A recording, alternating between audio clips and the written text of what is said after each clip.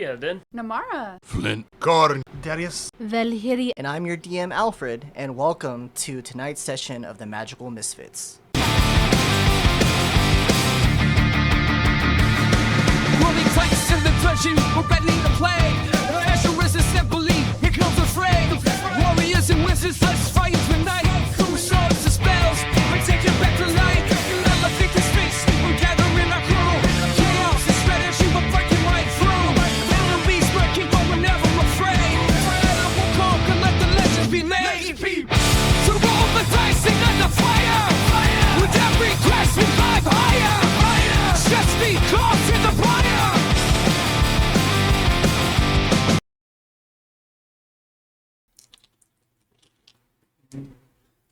This guy. Cool. sure, let's have the crazy man go first. By the way, did you roll for your thing? He just I did. just did, yeah. Okay.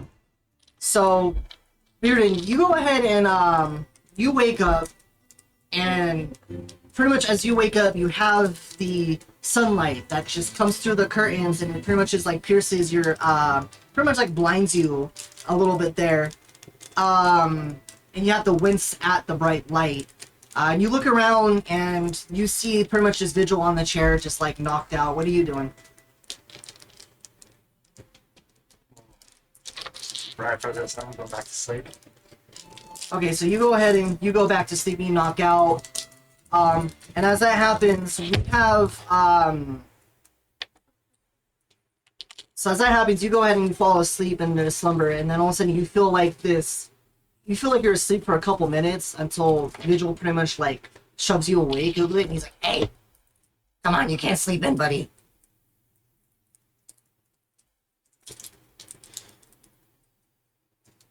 Why? What are we doing today again?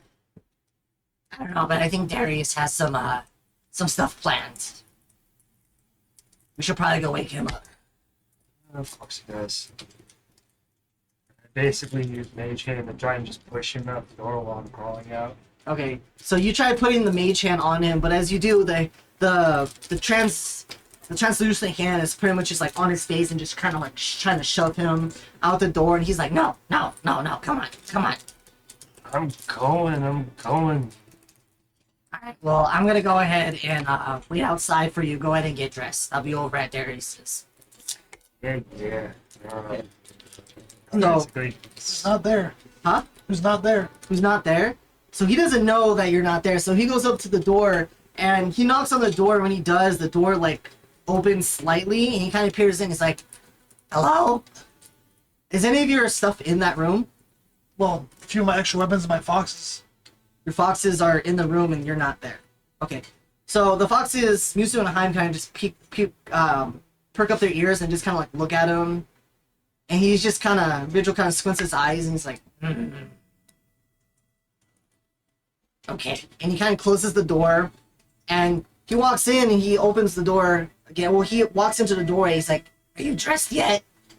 decent. What's up now? Darius is in his room. He's probably up to no good. There's foxes there. Yeah. He's at least somewhere nearby. Let's get going. Find this. So Vigil goes ahead and grabs like he grabs like a satchel almost and puts it over his slings it over his shoulder there.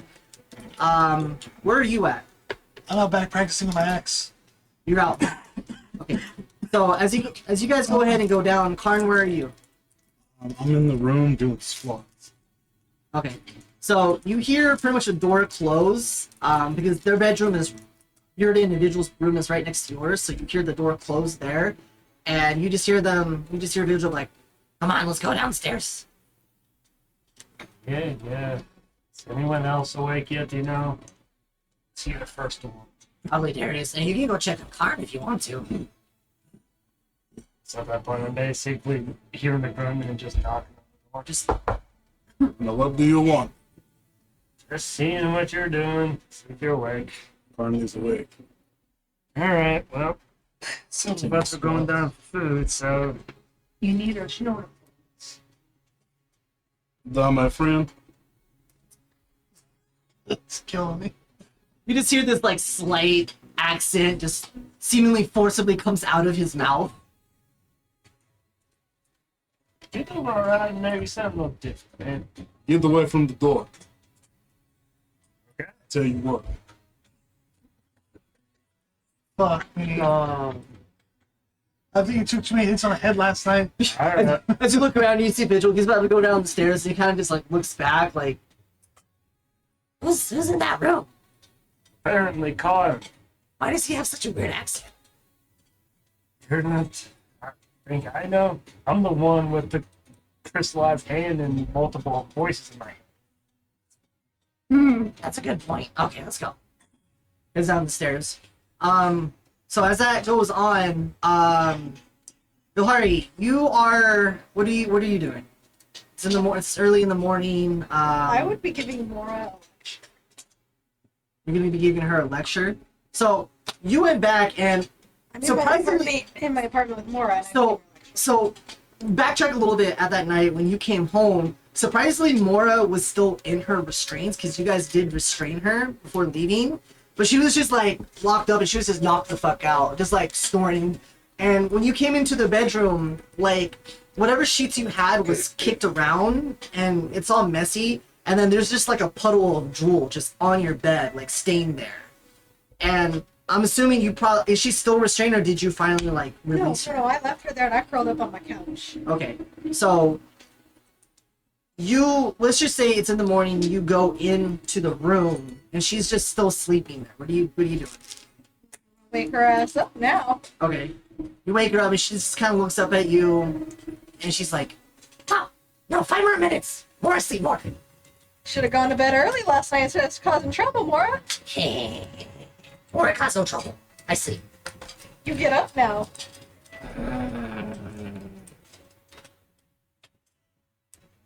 Okay.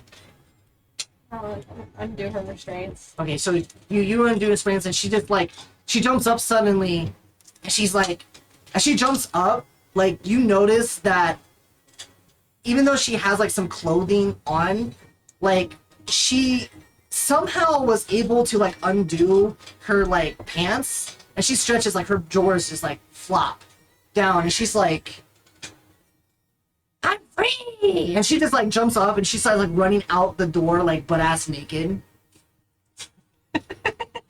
See what you did? See what you did? You know what? I'm good. She can still go. I haven't had my morning whatever yet. And then as you leave, she's like running around, laps around the coffee table before she sits down, and she's like kicking her feet or whatever, and then she grins with like the very toothy grin that most goblins do, and she just kind of looks at you. She's like, "We're all hungry." Go to my like little makeshift kitchen thing Okay. and just kind of pull out the probably like 2 things I have in my fridge. You pull out like this. One of the 2 things you have in your fridge is like this leftover tavern food that's probably been in there for like weeks, and it's slightly moldy. It's whatever. And you put off the side, and then you have like this cheese that's just in there, and the cheese itself is also moldy as well. So you take it out and you just like kind of set it on the counter there. And then Mora comes over and she tries to like lift herself up on the counter and she's just reaching over for the cheese and like she grabs it and she picks it up and then she just like shoves the whole thing in her mouth, not even giving a fuck about the whole moldy cheese. This sounds very Mora. Yeah. You want that too?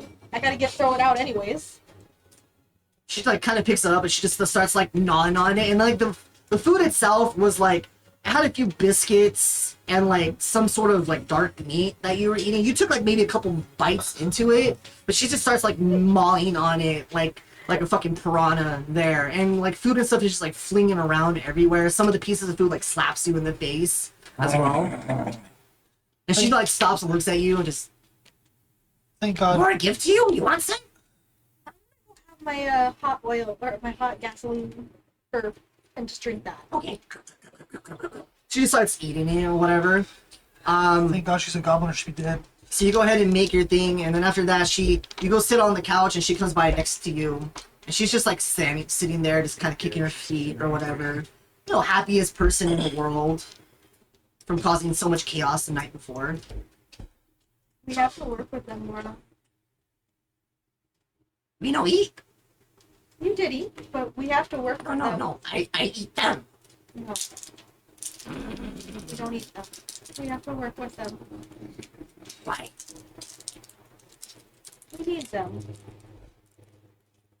Do we really? Yes. I still want to eat Wolfman.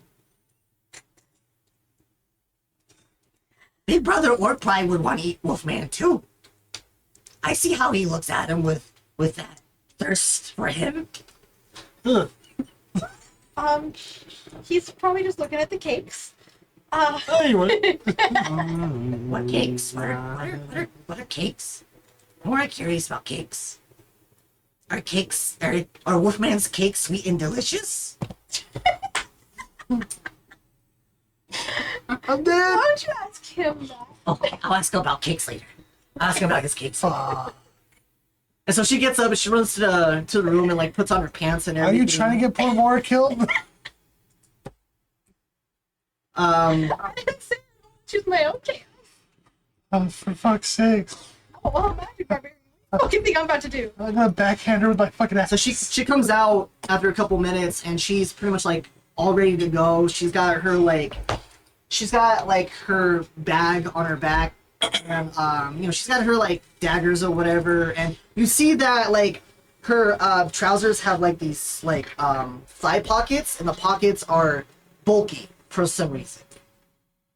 What's in your pockets? Nothing. And she starts like strutting to the door like, I might go pick her up. no. It's bombs. We will keep the bombs in your pockets. And like I said, we have to work with them. And I think if we work with them, you'll find things you can eat. Can I bomb them first? No. We go with them. I have a feeling there are going to be things that need bombing, and then you can eat those Big boom? when it's needed. Okay. Responsible bombing. Fuck. I like the view up here. You carry me all day? Promise to bomb responsibly. Because only you can prevent unintentional bombing. Fuck. Okay, Smokey.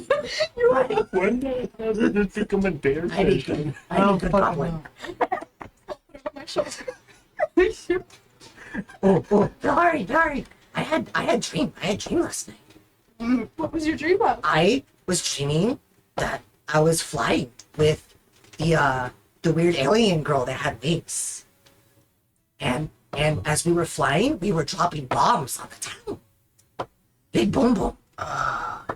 And then she grew 3 heads. Sounds like you might have had too much fun before you went to sleep. But again, responsible bombing. But might be up something in the future, but I don't know if she has wings. Did I see her wings? I saw her wings. I don't know. Would she have saw your wings? I don't think you've interacted with her once, but you were wearing your cape. So I don't think you saw her I wings. did have my wings out during the battle, so if she recognizes me from the battle before, then yes. But if not, then no.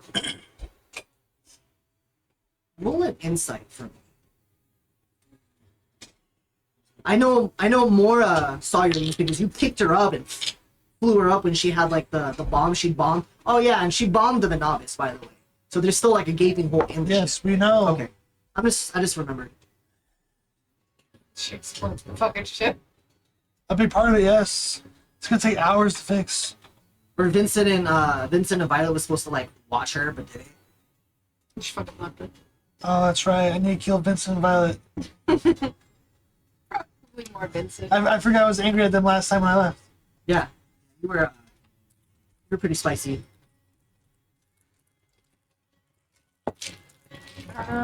18. Yeah, you would have remembered. You would have called. I mean, you kind of paused there for a second. And you're like, oh yeah. Yes. Okay. So, responsible bombing, and maybe in the future she'll let you do that. But again, you have to bomb responsibly. Only I can prevent bombs. Responsible bomb. barman. Yeah, okay. Would you be nice to her and want her to do that for you? Oh no, she's fun. She's fun. I like her. She make me fly. Be nice to the whole group. You think Wolfman's cakes would taste better when flying? Ask him that. Yeah. He's I'll the ask, only one that can answer about his cake. I'll ask about his fluffy cakes. Yeah. Okay. And all of a sudden you just hear like this knock on the door. This Go answer the door. okay. So you answer the door and you see like this you see like essentially this like an older like tabaxi lady. She has like a little cane or whatever, and she's wearing like this very nice like dress, you know, like a almost like a blue like Victorian dress or whatever, and she has a cane and she's kind of looking at you, and she has a piece of paper, and you kind of gather that this is the actual like landlord of the complex. Oh fuck. And she kind of like hands you a piece of paper there, and she's like, I've had a little bit of complaints about the racket, and witnesses have claimed that you have damaged the property over here. So this is the expenses to get this repaired. and she kind of gives it to you and says, have a nice day, and she just kind of like walks away with the cane. And as you do that, people are just like sticking their head out the door, and they see you, and they kind of like close the door quickly a little bit. And you look at the paper there, and the paper itself, like the expenses to fix it is about like 5K of gold. Laura, you are going to be working to help repair this. Responsibly. No, I was victim. You are going to help repay this responsibly. No, I was victim. I was in me. Laura.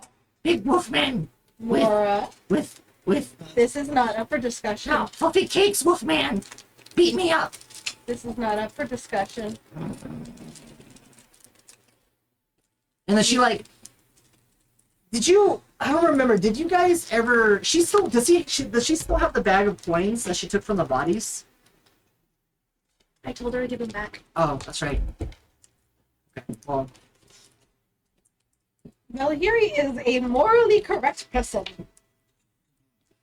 so, are you all dressed and ready to go? You go ahead and you make your way, down, and, you go out the building there. Is there anything you'd like to do while you leave with all your gear and all that stuff? I'm gonna go get proper food from the tavern because your girl don't keep shit in her house. Okay, so you go ahead and make your way over to the tavern. Namara, you are still on the Novice. You chose to stay there. What are you doing? You're meditating still? So as you're meditating, you pretty much just hear like this loud clatter noise. This bunch of like boxes and like wood just kind of fall over, and you just hear Fuck shit. and you kind of look over, and where are you meditating at, by the way? On the top deck? Okay. So as you look over, you actually see like this dust bellowing out of the hole itself there, and you just hear that cursing coming out from the hole, and you kind of get the gist that someone just fell through it. Look at me, we're not there. Someone who slept through the explosion. So someone just slipped through the. Slept through the explosion, didn't know there was a hole. So as you go over there, you see that pretty much like you see that Nar the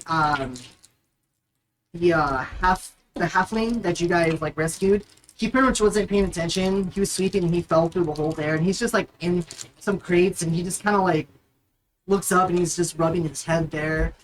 Hey, you know you can't walk there, right? And he's just like, I see you got some jokes on you still. But some of us is still in good spirits. And he gets up and he's just like holding his back, and he like cracks it into place. And he's like, don't you have somewhere else to be? No. Fair enough. And he goes ahead and he starts like putting the piles of wood into one of the open crates that are empty and just starts cleaning up as best as he can there. And he just goes ahead and makes his way over to whatever else he was doing. Anything else you'd like to do? I'll help him clean. Okay.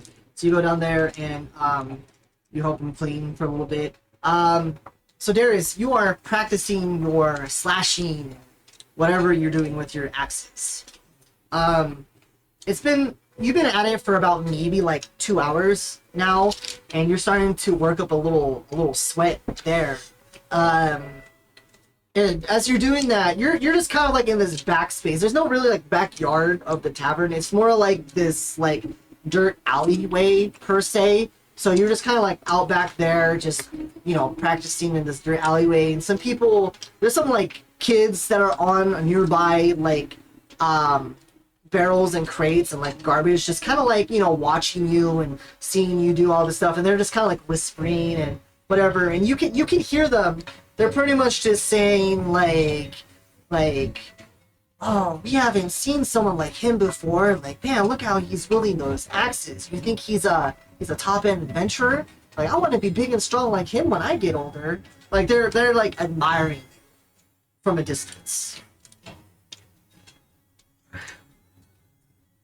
I don't pay attention to them. I just keep practicing. Okay. So you keep practicing there. Bearden, you and Vigil are downstairs now. Karn, I'm assuming, did you eventually go down? Yeah. Okay. So you guys are over at like one of the tables, I'm assuming. Part of like the bar, or you guys at a table? Probably. Okay. And we'll say for brevity, you guys order some food, so the hobgoblin brings over like various plates to you. Like you see like there's like this big old egg where there's like 3 or 4 eggs on one plate, and this almost, it looks like a hash brown, but the hash brown itself has like a weird like green texture or tint to it. And there's like various like breads or whatever, and you see this makeshift ham, and the ham itself is actually like just a regular like red-ish one, but it's like slightly bigger. Sorry, so no green eggs and ham for you guys. But it does smell relatively good, and he doesn't give you guys any alcohol. He just gives you like this pint and pours in this like juice or something that has like a very like like a nice like sweet smell to it. Pours it in a cup and he brings it over, and it is relatively warm too. Very good, my friend. Well, thank you for the food. Of course, I'll be sure to put it on your guys' tab. And he goes ahead and just like walks over and he starts busting the table or whatever there. He's all risen it up and all that stuff for like the day's Patreons that are coming through. And as you guys eat your food there, you see a few Patreons coming and going and things like that. So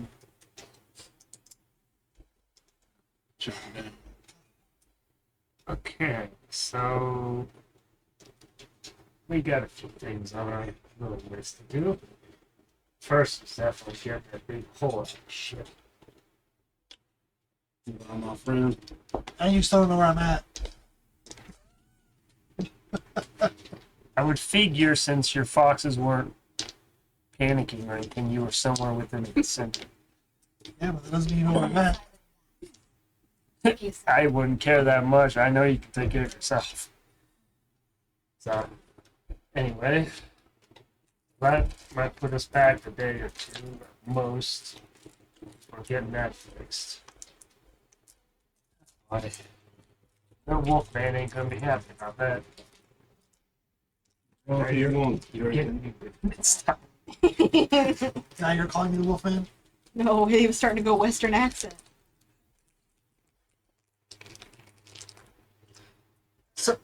So you guys eat your meal there, and Yohara, as you're walking the streets there, it's just like the normal bustling crowd.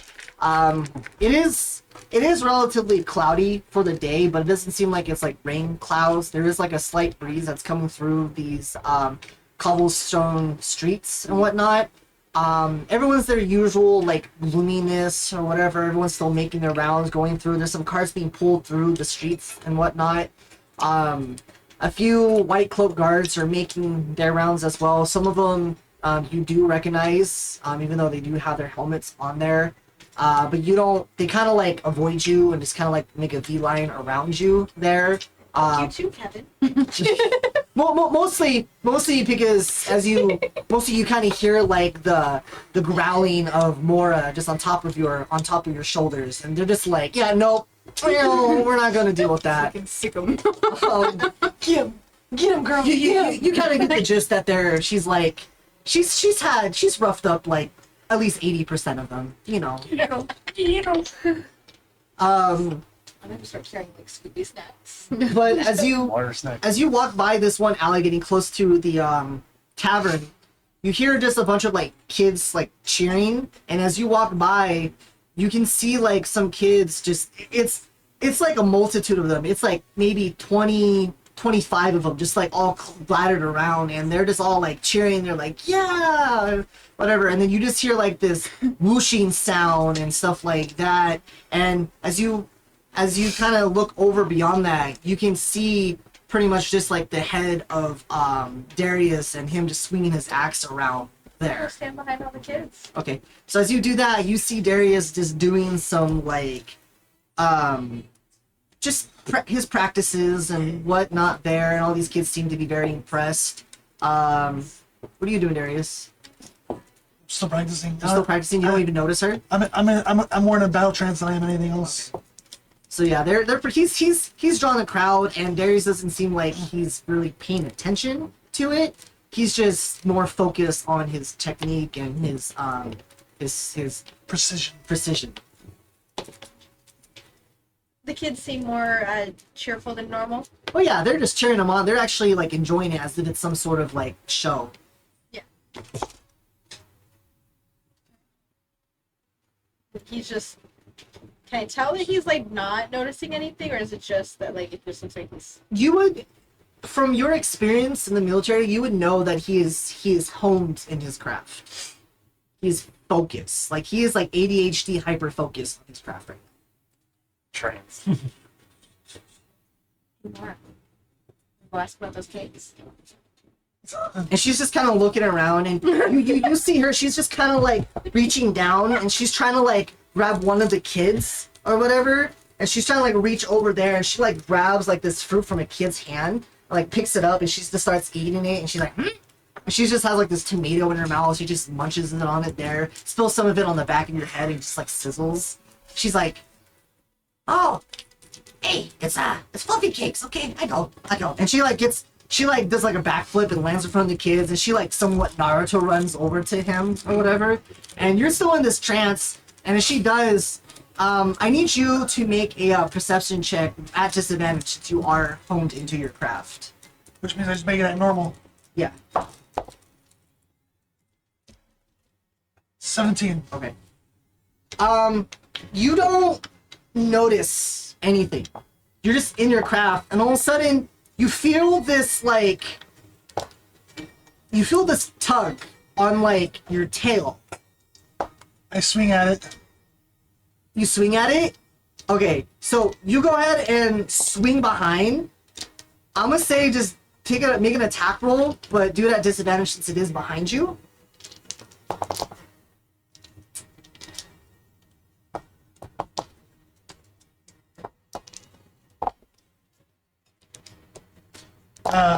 18. 18. So as you do, you hear that it makes contact with her. Well, with whatever it is, you don't know what it is, it makes contact, right? And then as it does, it finally gives out. And then for some reason, you feel this cold breeze just behind you. And as you look off to your left, you see Mora, like her face is in the ground, and she's just like she pulls out like this chunk of like your fur from your ass. And she just looks at it and you see her just take the fur and like shove it in her mouth. And then she just spits it out like Sorry, it's not cake. No cake, no cake, no cake. and then you just kind of and you see that when he did that, like it wasn't him actually cutting her, like the axe made contact with her, but the force was so big that she pulled out a big chunk of his fur and then like flew over, landed on her face, and then laughing her ass off right now. first thing she did was just like shove the fucking fur in her mouth. Darius is now extremely pissed. No, he was just laughing her ass off right now. And then she like looks at you, and then instantly she's just like, Oh, I fucked up. I barge over, grab her by the hand, and start using minor vampiric touch. okay, she's gonna go ahead and she's gonna disengage from you, and she's gonna go ahead and use her hide action. So she's gonna go ahead and like, yeah. So she's nimble as fuck. So you try to reach over to her. Roll to attack, just by the way. I just want to see if you make contact. 22. Yeah. So she actually rolled a 24 to like be nimble as fuck. Oh, shit. So you missed, and she like lands on your arm. She runs up, and she like she bounces. What? Why would she touch when I'm using minor vampiric touch? No, like she doesn't hit your arm. Like you're using it's on your hand, right? So she lands. It just says self.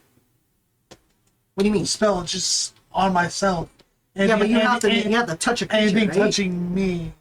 Do you not have armor on? Or do you not have anything on your arm? No, I took it off last night. Okay, well, if that's the case, knowing how she's probably seen this happen, she's probably just gonna slide between your legs, and then she's just gonna go ahead and just like start running towards the kids.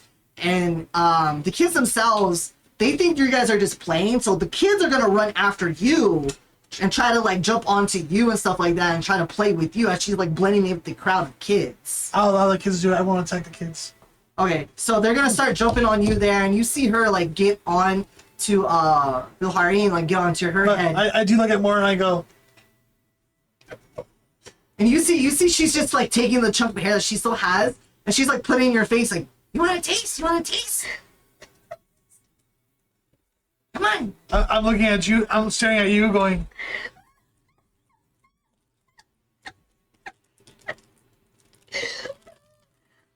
I'm gonna kill that fucking goblin. I just mouthed your lucky kids are around.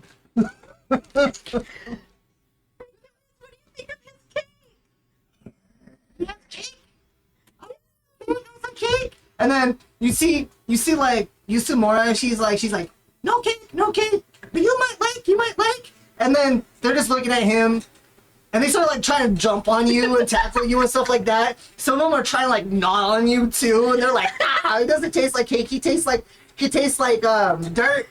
No, and they get off of you, and some of them are just like, or, you know, like some of them run away. I'm going to climb the inn. You gonna what? I'm going to climb the inn to get away from the kids. You're gonna climb the inn?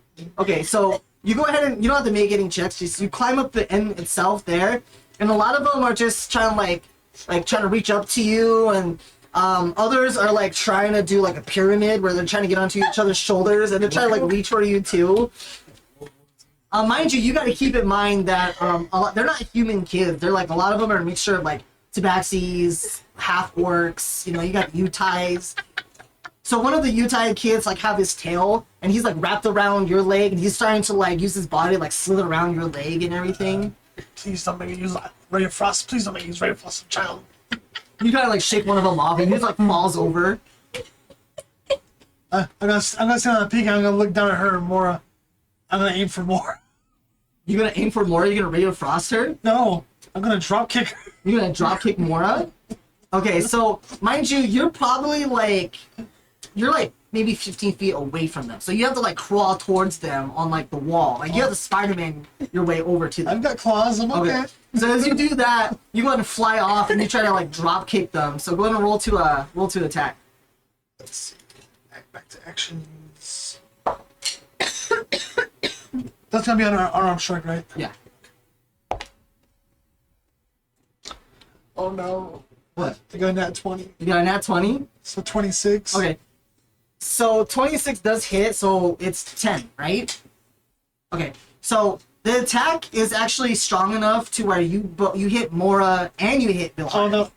What? So you hit Mora off, but as you do, your knee, like, you do like a flying monk kick. Like, your knee ends up like, Vilhard is like laughing at you. She has her like eyes closed and she's just like watering. And she looks up and you just see like, you see Darius flying at you, and you feel like this tug as Mora gets kicked off, and like his knee can like hit you square in the forehead, and you get like knocked back, and everything's quiet for a second as the kids kind of just like, yeah, and they're all like clapping. I see them like kids run. 36 I'm running. Running too. You just like. I saw it. I'm not stupid. And the kids, like, they come out of the alleyway, and then they're just around your body. I'm assuming you just get knocked down. They're around your body, and they're just all, like, looking at you. They're just like, again. At this point, all the adults are just all like, what the fuck is going on over there? You guys actually hear this commotion I in don't the want town. all this smoke. Like, there's activity and everything. And then you look out the window that's behind you guys, and you see this Darius just like booking it. And then you see you see the kids, you see a little bit of some kids, like a crowd of kids, maybe like 10 of them start chasing them too. They're all like cheering. It's like a mob. This When he got himself in, he can get himself out. That's right. I'm content just to follow and watch the chaos. Except that you're probably getting away with that. You should probably go see what's going on. Poor Mora though, she got drop kicks from way high. More deserved it. Well, while this is going She on, ragdoll. you can see this happen out there. I'm following a little furry. I will say Yeah, like, that you're I'm keeping just up with gonna me. I'm gonna split the damage between the two of you, so it's just 10 points. 10 points of blooding damage, since it was a thing. So you go ahead and head out. Yeah, I go out the back door or whatever just to see what the hell happened. Okay, so it's the front door now. You actually think you can keep up with me, seriously? Yeah, so you go out and you run out and you look over to your left and you see just like a crowd of kids just surrounding. And then you see more. She's just kind of getting up and she's just like, dusting herself off and whatever. And you notice that in her hand, she has like this dark fur or whatever. Black and red fur. A black and red fur mixture. And you kind of get the gist, like, it's Darius's fur there. And then you walk over to the crowd of kids and you see Vilhari just like on the ground or whatever. Are you still laughing, by the way? Yeah. The kids have made it there. She did go into rage. Yeah, so she's just kind of like giggling a little bit, and some of the kids are like on top of her or whatever, and they're like playing with her or whatever. One of the kids is a little perverted and trying to like rope a fuel or whatnot, but they're kids. Come on, like seriously, they don't know better. There's a few teenagers there. But there's no teenagers there. They're just all like, oh, bad. She just heats up. Mora is like off, kind of like on like 20 feet off her. Like, within the vicinity. Yeah, absolutely. Yeah, she's up like dusting herself off, and she's just kind of looking at the fur, and you see her just kind of like start nibbling on it a little bit. She probably has a nice purple bruise in her forehead. So I basically would just walk up and start saying, I can already take a guess on what happened. But mind explaining what's going on? Want to give you cake? You want fluffy cake? Through Thank Valkyrie's you, but I just laughter, finished eating, so I'm full. Thank you.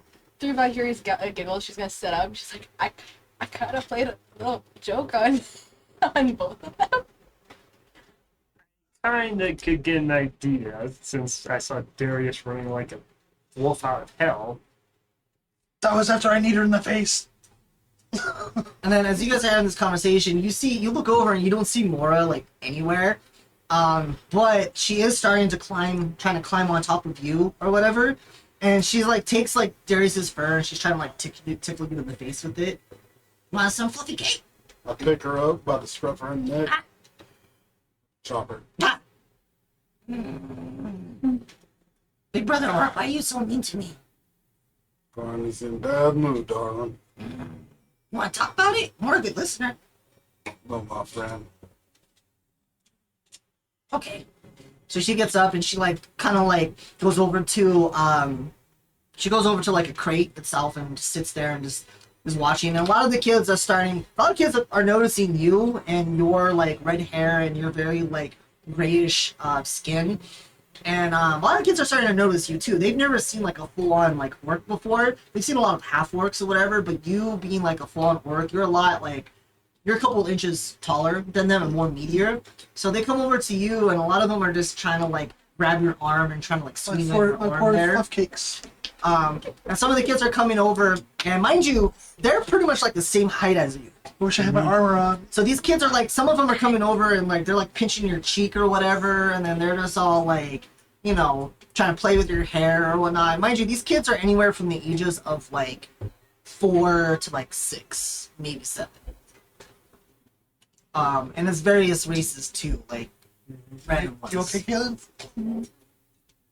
Well, kids, as fun as the little touch show is, when we play y'all a little music, Music, and they go ahead and just, a lot of them just get off of Why are you, you talking country now? and they come over and they like, Trying to- they like go on the various crates next to Mora, and they're just trying to like wait for you to play.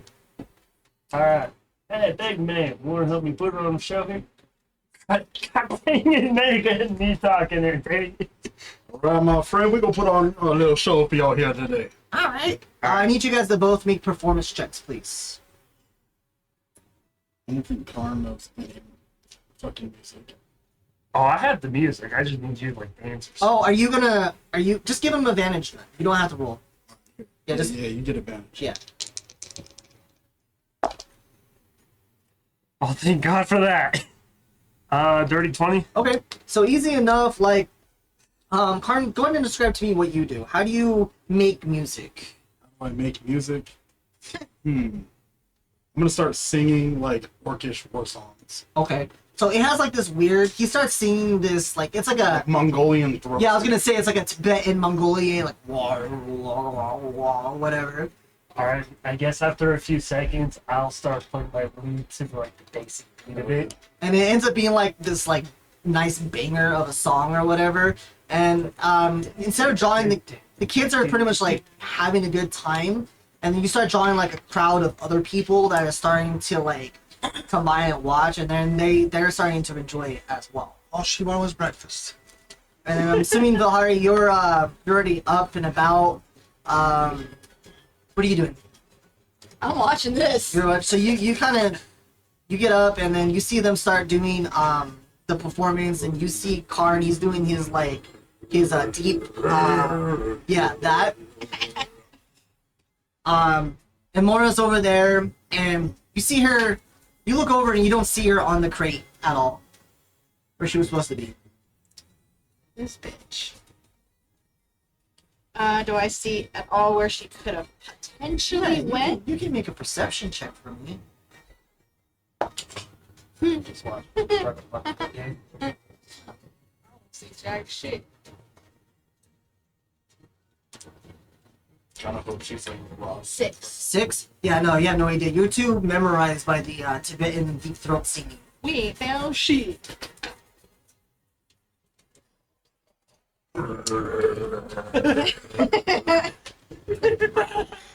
You know what? She'll make her presence known at some point. I'm just gonna let her be. Don't flow, like fucking drain. She's a grown ass adult. So, A couple minutes of this at least. Yeah, just a little bit. Yeah, entertain the people. alright, while that's going on, let's go back to the novice ship. Mara, it's been about like an hour or so since time has passed. Are you continuing to stay on the ship, or do you want to try to like explore around it? Or is there anything you would like to do? Maybe go back into town? I'm just wondering where these bitches at, because they left me. So we'll be back and just haven't shown up. I mean, It's funny you mentioned that. See what happened. That's where I was running away to. oh, okay. So as you I'm just gonna say like a couple like 15 minutes, 20 minutes. I don't know how fast you can run or whatever. But you like go past like the gate or whatever. Like you just run past the guards and everything. They try to stop you, but you just kind of like run by them, and then they're just all like, what the fuck was that? Like, they've never seen like a wolf in clothing or whatever before. Because at this point, you're like feral. You're just in your wolf instinct, just running past his guards. And look down, you hear like the thumping on the ground, and you think it sounds like horses maybe. But you look over and you see on the bridge before it gets onto the actual like area where the novice ship is. You see Darius on all fours, no armor, nothing, just running towards you, towards the I knew he ship. was a dog. So yeah, So mean. A wolf, a dog. Is he here yet? Is he on a ship yet? Wait for him to come up on a ship. yeah, sure, yeah, he's on the ship now. He gets up to the ship. Going from that. What happened to your ass? Dog. Moron. Fucking makes sense. Oh, why is it? She getting you back for beating the shit out of her? No. She got to play a prank on it, and the prank involved me. We had to eat fluffy cakes.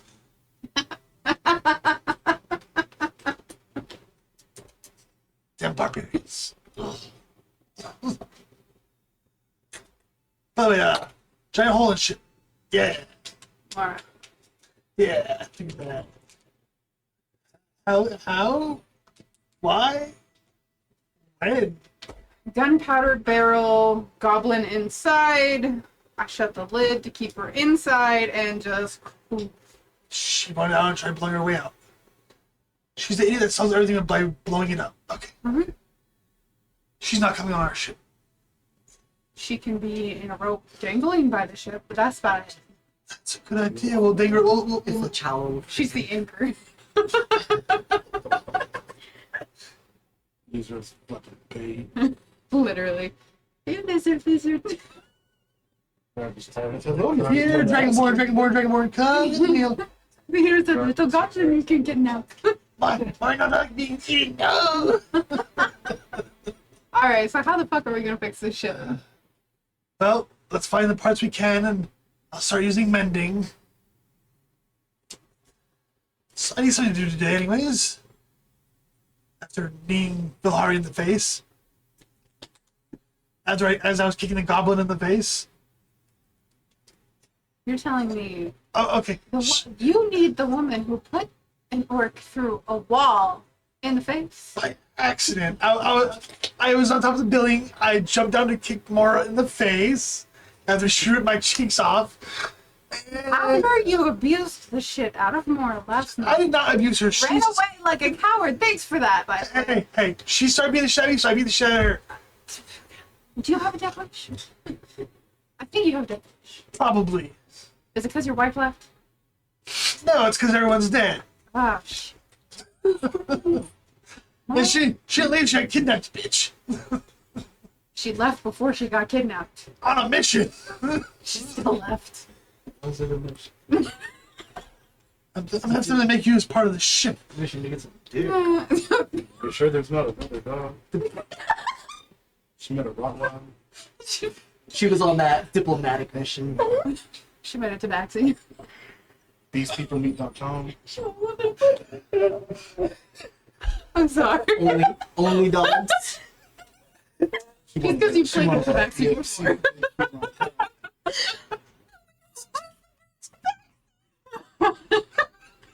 Watch it. I'm ready for that. Once you go back, you go back.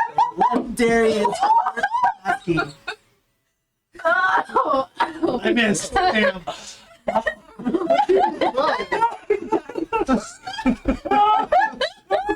Those are the hard dice. I know, that's why I threw it. I was gonna smack you in the forehead with it. Bitch, keep my dice. No, it's a fine day for stealing today. hey, you gotta go in and get it. I'm this one. Hey, it was their idea, not mine. I will fucking kill all three of you. She's like, they're like, oh my God, what's at the nothing from the brain to backseat?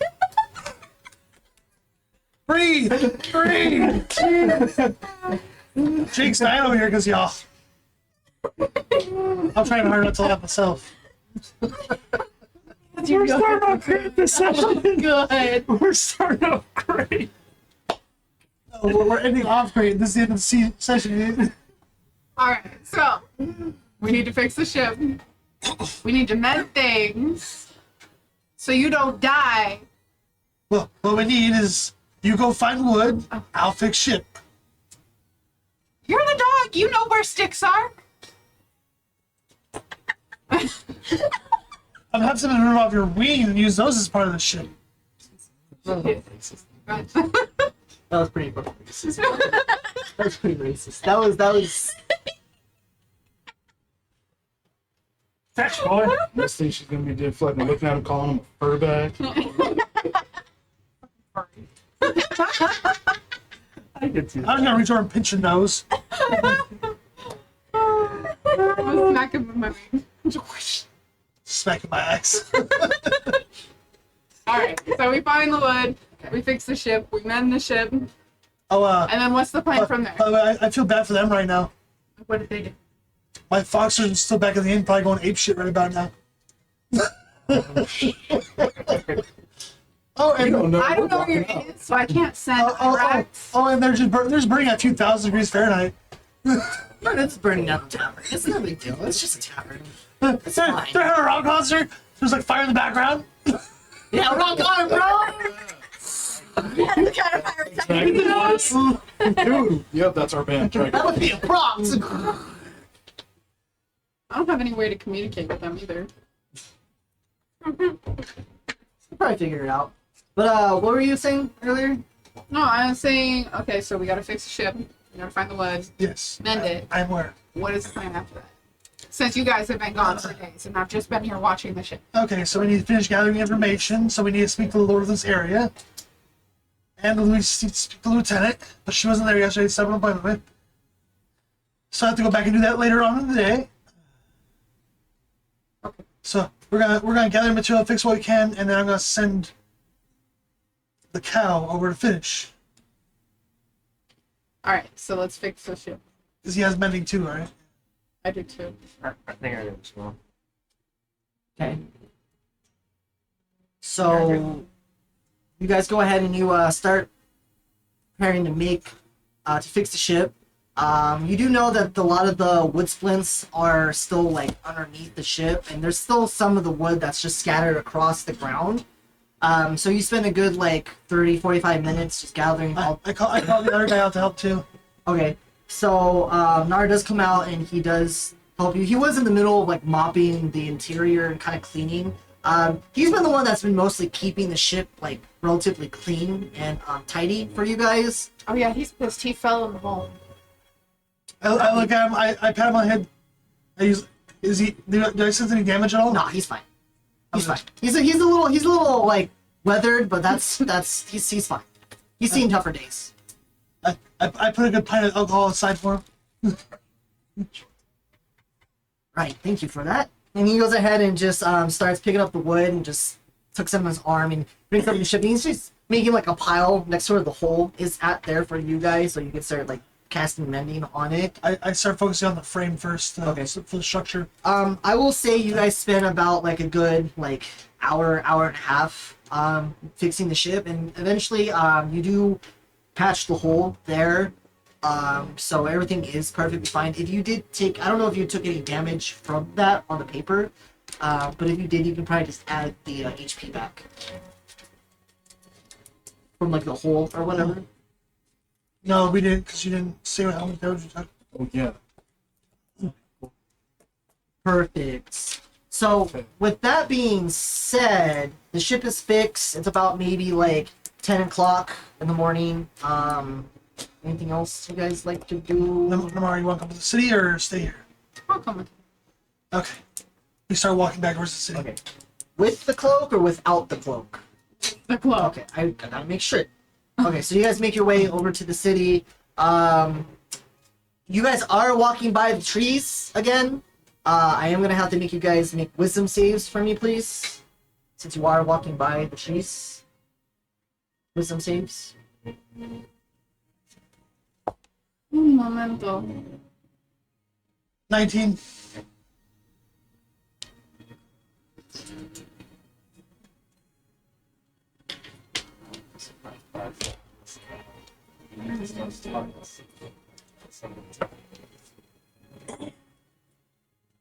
16. Okay. So easy enough. It doesn't affect you guys. You're able to walk past the white weeping willows. Some of the guards do approach you, but some of them do recognize you. The same Leonin rider was able to recognize you guys and let you pass through. They didn't really recognize you per se because you weren't with them when you came up, but with you being there, they just figured like, oh, she must be just the +1, whatever. Let her go. So you go ahead and head over into the city itself. Where you guys performed for God knows how long. An hour and a half has passed. What are you guys doing? I got all the bitches. So I figure after a half hour we probably Just probably stop, wind down, Okay. the crowd. All right. Flex my muscles a little bit. Alright, set yeah. my way. Am I guessing Virgil was in the crowd or Vigil? Vigil was with you guys. He was just kind of like sketching on his notepad, drawing the events that has transpired. And you kind of Band name question mark? yeah, band name question mark. He kind of comes up to you at one point and he shows you like his drawing, and the drawing is like of you, but it's like a really horrible sketch out drawing, almost like a stick figure thing, but like with like a really weird oblong like orcish head. And the stick figure is like muscle biceps or like hills or whatever. He's like, did I Capture your essence perfectly fine? I will pay you for this. Oh, no, it's okay. It's fine. I'm flattered. And he goes, and then he has like a little sketch of you, but he doesn't show you. He's just all like, but you did see the sketch of him. And with this one, it has like this like, it's like a crackhead face on there with like this makeshift like crazy hair that's there, and he's like playing like a lute or whatever. For some reason, I'm just picturing the red guy from Big Fingers. It's like a really bad like, almost yeah, pretty much. Yeesh. Don't look, my friend. I'm already used to it. I'm not. Anyway, now that our little content is over, anyone have any idea where Darius went off to? Just look. I don't know, my friend. Probably to treat his ass. Are you guys near the tavern, or where are you guys at? I thought we were doing it behind like it. behind it. Well, so you guys, Out front. you came out front because you saw Darius run by.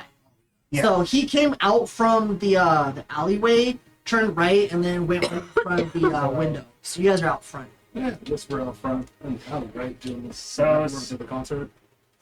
Since he was basically going to the ship, what the hell do we hear the foxes, or are they? You do. Actually, you notice that the foxes themselves, they nonchalantly made their way, like, they found the way out, like, this open window, and they're just out front.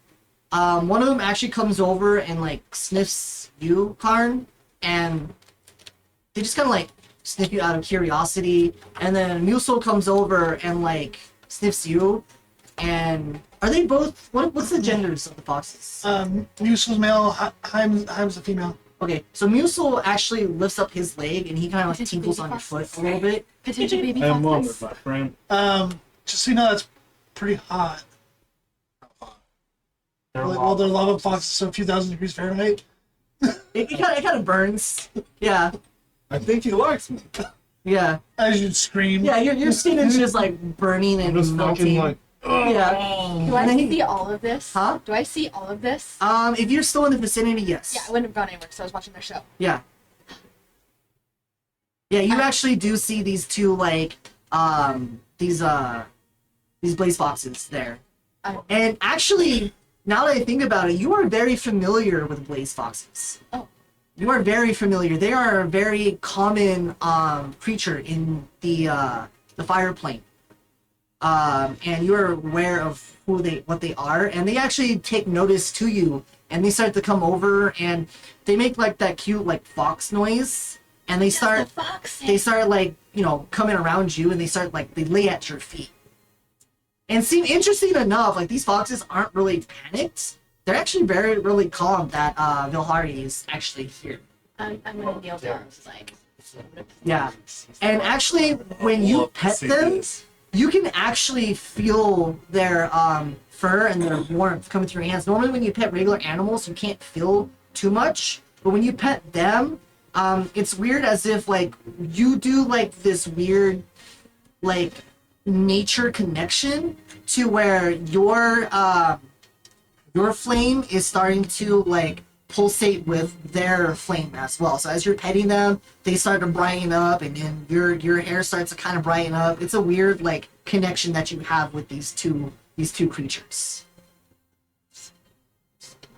You're just gonna pet them or whatever. Like, this is.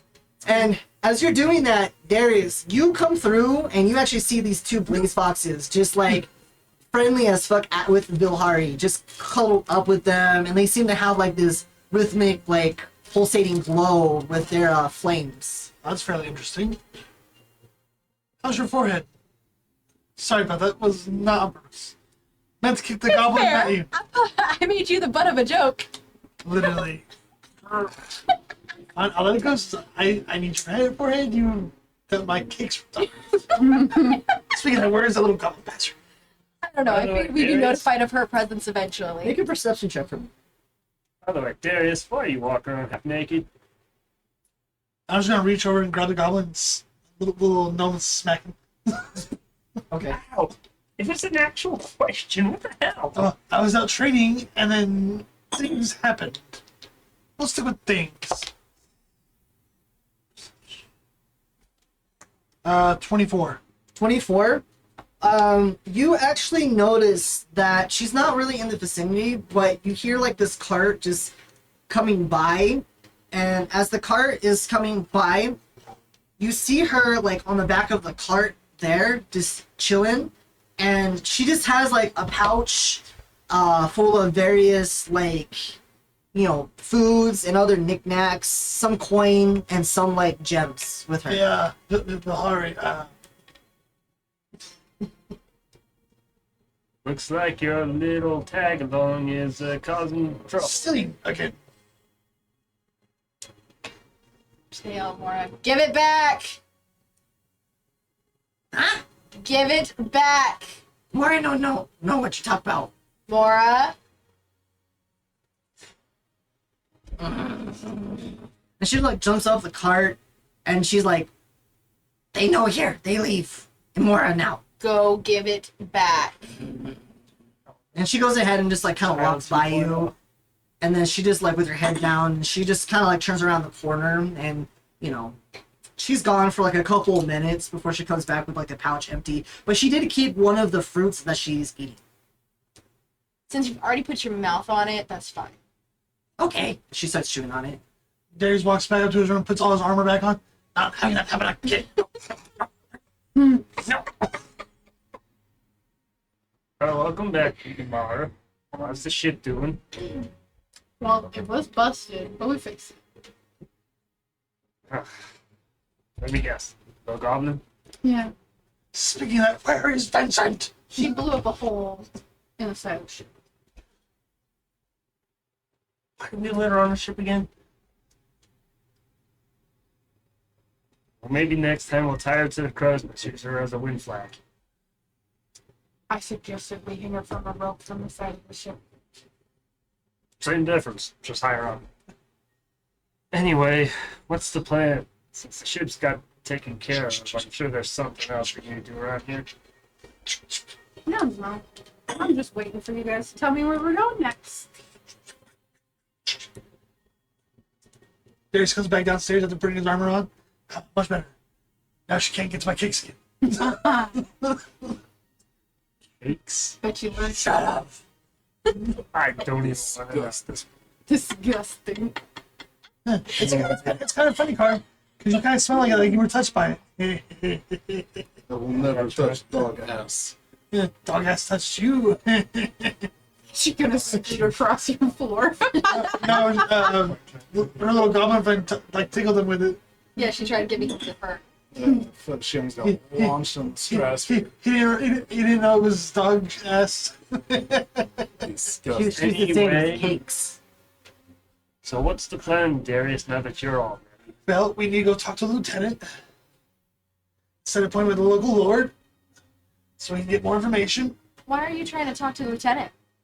So we can set an appointment through the proper channels with the local lord. No one talks to the local lord. Don't have much of a choice.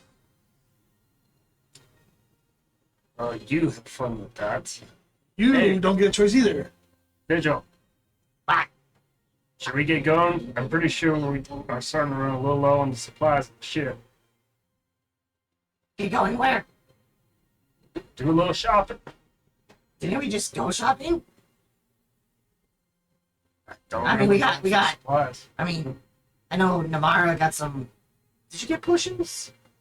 Or was it that was you? You got potions. I haven't been shopping out here. Yeah. I mean, I guess we can probably go get some potions. I know Darius did some haggling and probably ripped off some Harry-on family members, but that's okay. Darius is standing right behind him as he said that. I grab him by his little ears. What did you say? Nothing. Anyway, if they had to repair the ship after the goblins tried blowing it up, I'm sure our wood supplies run a little low as well. Plus our gunpowder will kind of bye-bye with the... Great. Oh, probably a few of our cannonballs too. Yeah, so we might need to do some shopping for the ship itself. First, you probably need to earn some money. Well, Mora needs to earn money as well.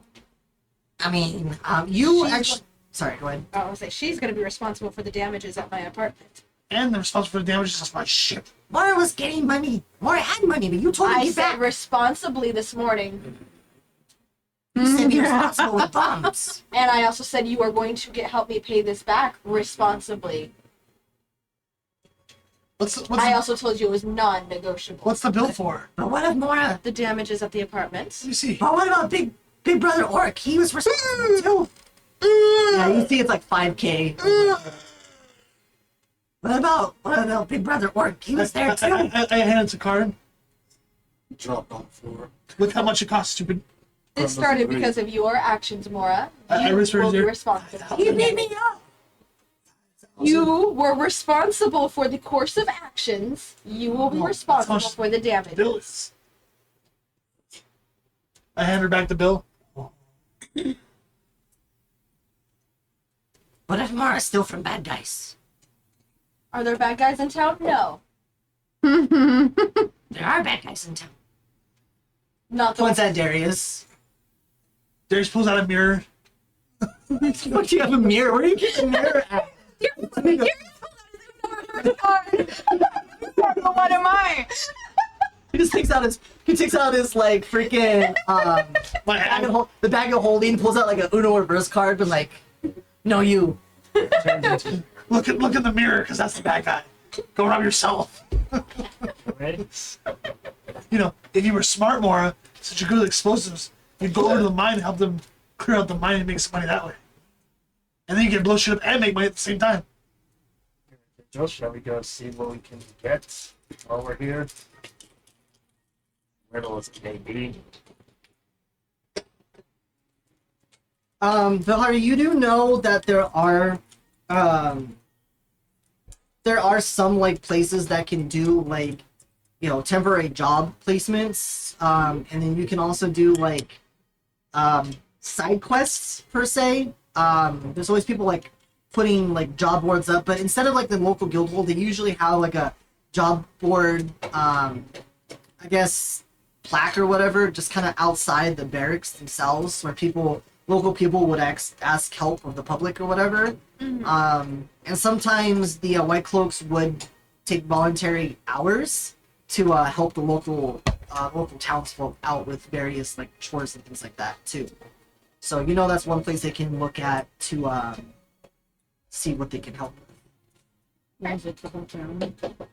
So I will tell them where to go. Alright, so here's a question. Where the heck are these barracks? What do you mean, where are the barracks? You literally passed by them. You can't miss it. It's by the gatehouse. It's the place with all of the freaking soldiers and guards. How do you not see that? Are you dumb or just dumb? Was that the time you were new on us and you were acting really okay. nonchalant That's not and what I weird? Probably, because I don't remember. Oh, okay. Well, it's over there. Oh, and by the way, we also passed it when we were leaving too. In other words, you're just an idiot. And it took you this long to figure that out. I know I'm not No, allowed no. to spoil. I just like reminding myself.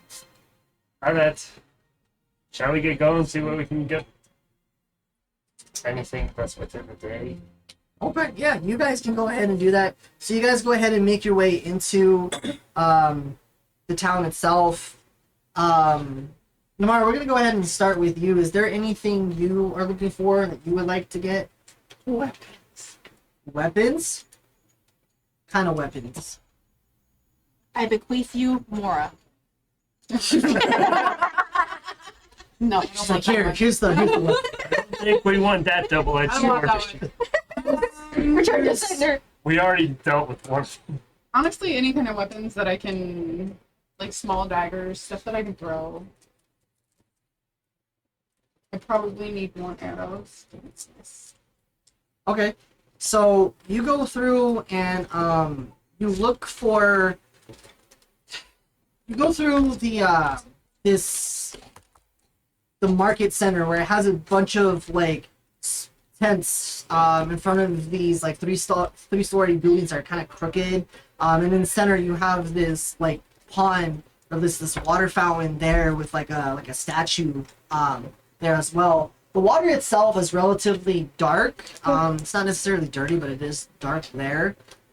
You see the crowd of people that are just making their rounds there. There is like a few like mumbling and stuff like that, but like you notice that the crowd itself is very like gloomy per se, and not everyone is like super cheery. And it kind of brings like a very dark like essence to the vicinity there. But as you're looking around, you do see like this this tent that has like a red and white patterned stripe there, and they have like various carts or crates that have like weapons sticking out of it, a bunch of long swords, short swords. There's a few like bows with very elegant designs on it hanging from like various racks, whatever.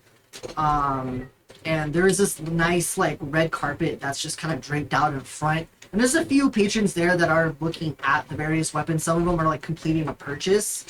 So what are you doing? You approach?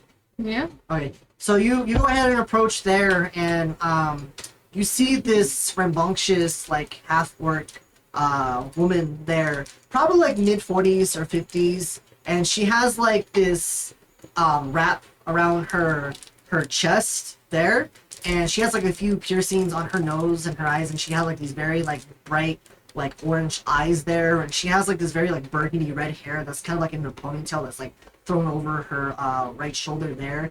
And she has various like she has like a right puller on that seems better days, as if she makeshifted, and various bracers again that seem better days as well. They're kind of beat up, and her hands are wrapped up there. And she does have like a very like muscular fit, but of course Karn is relatively bigger. And she sees you, and she's like, "And how may I help you today?" I'm looking for some for my short bow. You got some arrows for your short bow. Okay, I got you. And then she goes ahead and pulls out like a quiver that has like a bunch of arrows in it, stocked, and it has like 20, and she sets it down there. You're more than welcome to take the arrows themselves. You don't have to take the quiver, but if you do, the quiver is going to be an extra 5 silver. Each arrow is going to be about maybe we'll say about 5 copper pieces. You said there's 20 of them? Yeah.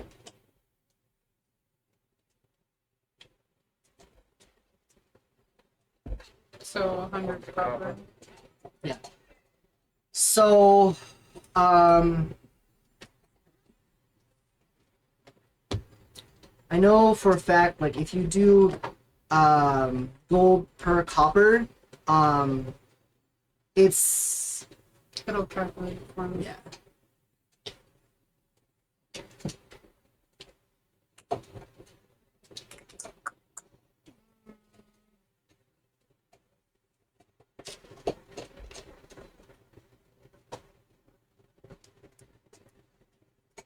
maybe have some heavy cannonballs while we're here. Have some what? Cannonballs while we're here. And she kind of like leans. She's kind of like looking around, like who's making that noise, and she kind of leans over the counter to see you. Cannonballs. What's a little person like you need cannonballs for? Maybe a little person, but we got a big ship. And our supplies running a little low. Well, I don't necessarily carry cannonballs here since we don't necessarily get the novice ships coming through. But if you need cannonballs, you can probably look over at the barracks and talk to some of the white cloaks over in that area. Thank you for the knowledge, little lady.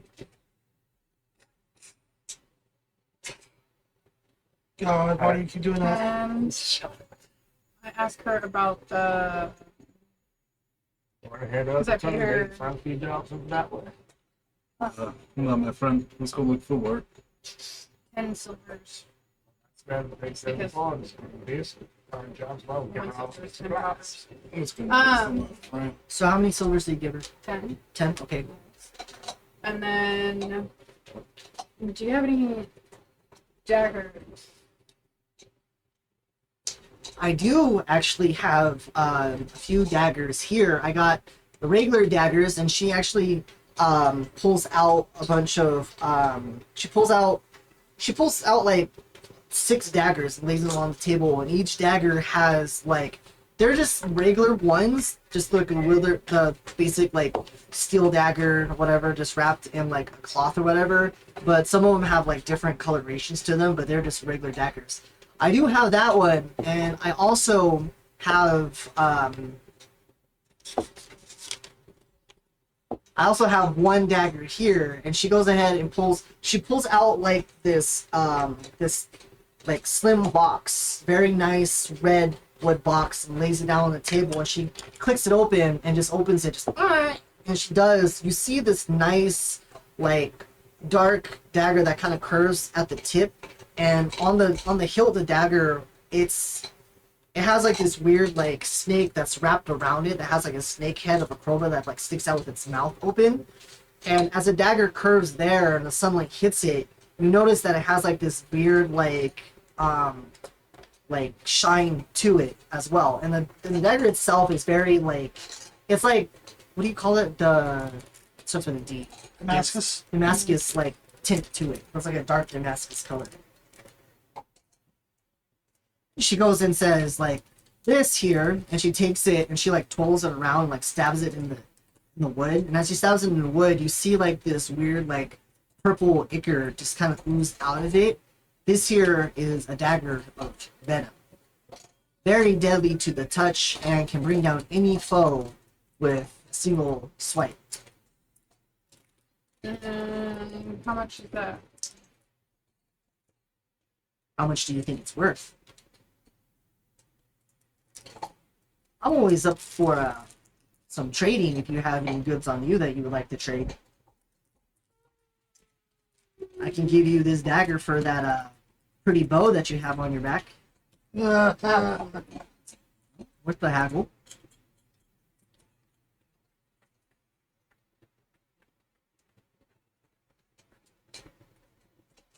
You know, farms. That you guys never use.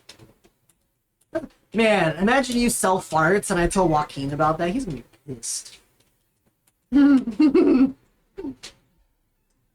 Guess what, Joaquin? They sold farts.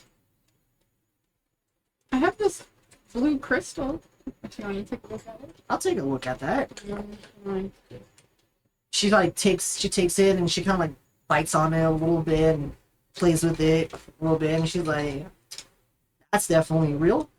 All right. With that, I'll go ahead and sell this dagger of venom to you for 300 gold pieces. I knocked off 200 gold, by the way.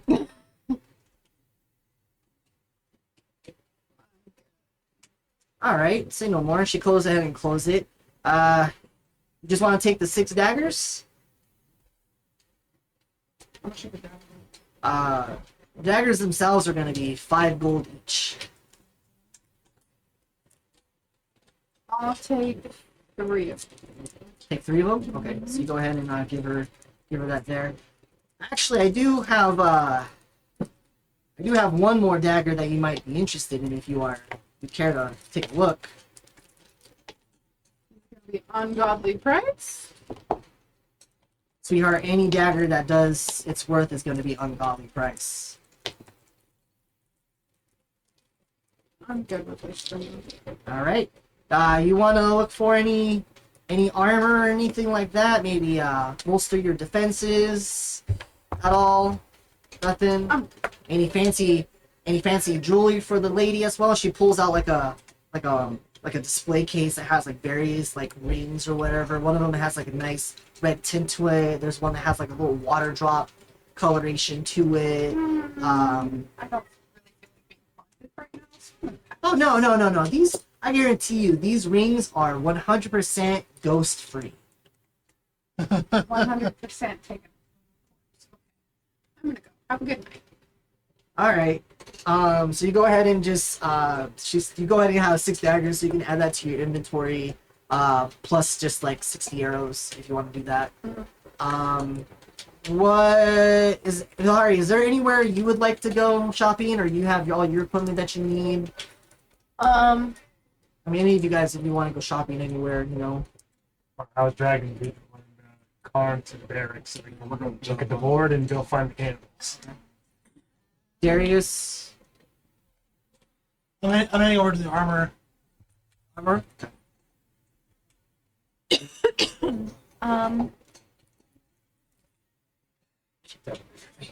You need a moment? No, I'm not gonna go shopping. I think I'm gonna go with him, Lieutenant, because Okay. it seems odd to try to get a meeting with. Okay. So, before you head over to the barracks, you make like a pit stop there. You go to the armor. You're looking around and you don't necessarily see people selling like armor. I mean, you see the makeshift shops that are selling just the occasional like bracers and Polderon and leg armor, but you don't see like anyone that's selling like actual chest plates or anything various like that. But you do look over and there is like this, it kind of looks like a shed that has a makeshift like wooden cover on top, like wooden roof cover on top, and it seems to be just outside the barracks there. And this person, this area does have various like white cloaks guards there, but there is a menu that has like various like blacksmiths working on things as well, and there is a menu that does like custom make items if need be. So you can probably try your look over there if you want. That's where I'm gonna head. Okay, so you go ahead and head over there, and as you do, you see this, it kind of looks like a hawk person, like a hawk bird that just has like, he has like a utility belt on, and he has like this vest, whatever, but he has like that very nice like burgundy tint to his wings, and he has like a, you know, you get it just like he looks like a hawk there, right? And he has like a bandana on as well, and he has this monocle that's like zooming in, and you see him like he's like filing or working on some sort of like dagger or not. He's sitting on like a stool, and he's just like memorized, just working on it there. You do see various other people in there with him, but you kind of get the gist that with him, with his like his apron pants on and his utility belt, that he's the main go-to person. I walk over. Excuse me, sir. And then he just looks up, and you see his regular like eye, and then the monocle on his right eye there is kind of blown up. It's like bulging, so he like lifts it up there, and he just kind of winces, and he's like, "I'll never get used to that. How may I help you?" I'd like to order a few custom armor pieces, please. He kind of like looks you up and down, just pretty much checks you out on your physique, and he notices Vilhari over there, and he kind of gives you this like approval nod. You get the gist that this person here is this is Click Russ. He's actually the inventory sergeant for a lot of the armory here. He doesn't necessarily like talk to people. He's more like strict, just kind of like business, getting the job done. And then if he's done with you, he's just like, all right, cool, I'm gonna go off and do my own thing. But he's looking at you. He acknowledges you there by giving you like a nod, but he's more like attentive to you. He takes like one of the sashes off his belt and just kind of damps his forehead a little bit. And you see that he slicks back the feathers that are on his forehead. It's kind of like in a weird mohawk position. He like slicks it back there, and he plucks out one of the feathers there, and he takes it and he kind of like sticks it into your fur. But he doesn't like pierce you. He just like sticks it in just to kind of measure pretty much like your fur, and he plucks it out.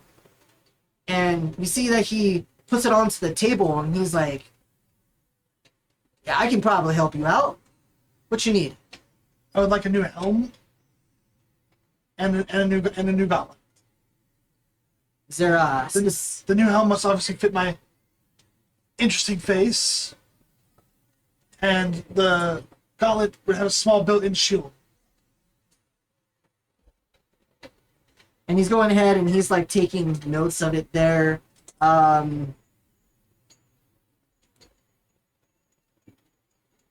right. He's just kind of like looking over at your arm there, and he's just kind of like figuring out what you are in a sense. He's like, well, I've never really worked with. I'm a wolfkin, sir. Right. This is extremely rare. More like you're probably the only one here still. Okay. Fair point. What kind of are you looking for? Like a design or? Oh, with the inbuilt shield and gauntlet, I want a circular one that covers from my forearm to right before my wrist, and that also goes about 3 inches past each way. All right. He's kind of looking at the material there, and he's just looking around and shuffling through some scrap metals and things like that. Okay, I guess we can probably. Hey, he calls over one of his buddies, and you see this. You see one of the other white coats come by, and he's just kind of like discussing with them. And they're just like looking at you, at least looking at the papers, and he's kind of like drawing it, sketching it out.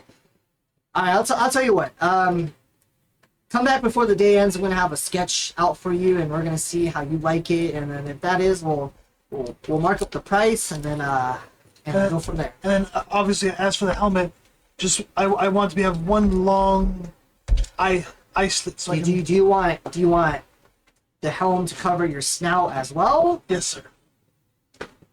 Up to the very tip of the nose before it goes over. Yes, sir. Thank you, sir.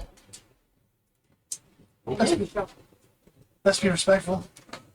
So he's just like taking the notes there. He's like, "We'll just come by before the day ends, and we'll see if we have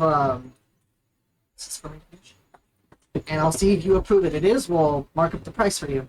Thank you very much. Yohari, you want anything? I mean, you got your customized armor on. You seem like you're good to go. You want me to fix up anything for you? Looks a little worn and torn there. Some repairs would be fine. I'm sorry, you're gonna have to speak up a little bit louder. Sorry. Alright, well, if you want to go ahead and leave your armor here, I'll go ahead and have it ready for you by tonight. Fine. Okay, so you go ahead and take off your armor and you put it on there, and he like scoops it up and he puts it on like a table with like a long table that has other people's, the standard issue like armor there. But yours obviously like sticks out or whatever because yours is customized and it's not necessarily like from the White Cloaks garrison. I mean, it has a few hints to it, but it's also like from the Black Hollows as well, from where you're originally from. So you go ahead and put your stuff down there as well. And I have my scratch on the edge of the table. Oh, So you guys make your way over to the barracks. All of you guys, right? So you guys are already looking at the mission board itself. While you're doing that, you guys notice Vilhari, who doesn't have her armor on there, and then you have Darius just come by as well.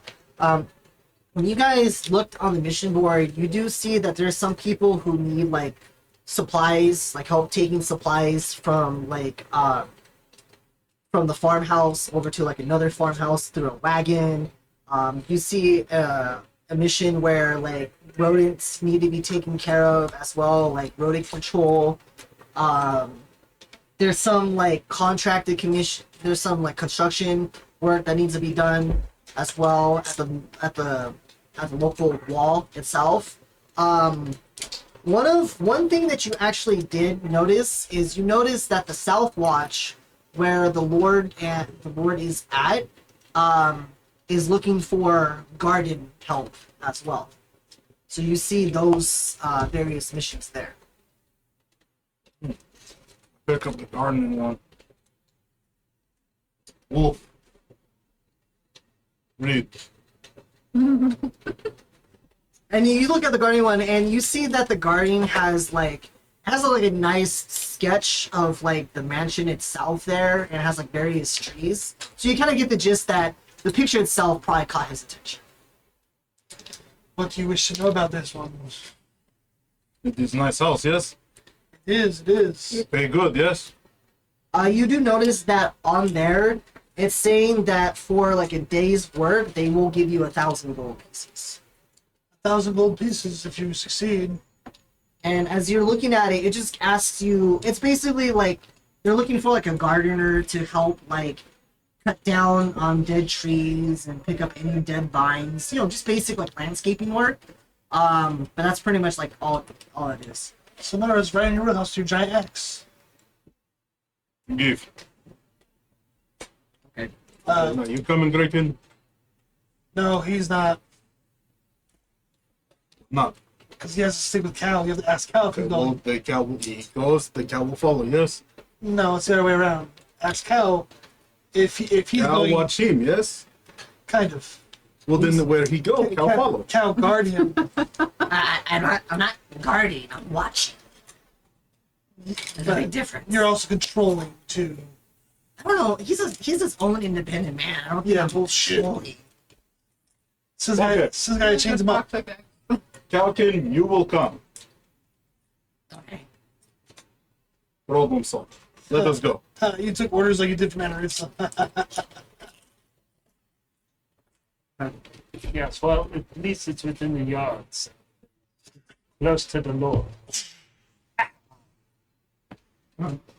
What? I'm only speaking the You see truth. more. She also like, you see her. She's like looking at the flyers there, and she like takes one of the flyers off, and she runs over to you, and she like shows you the flyer. It's the one where it has like the rodent control.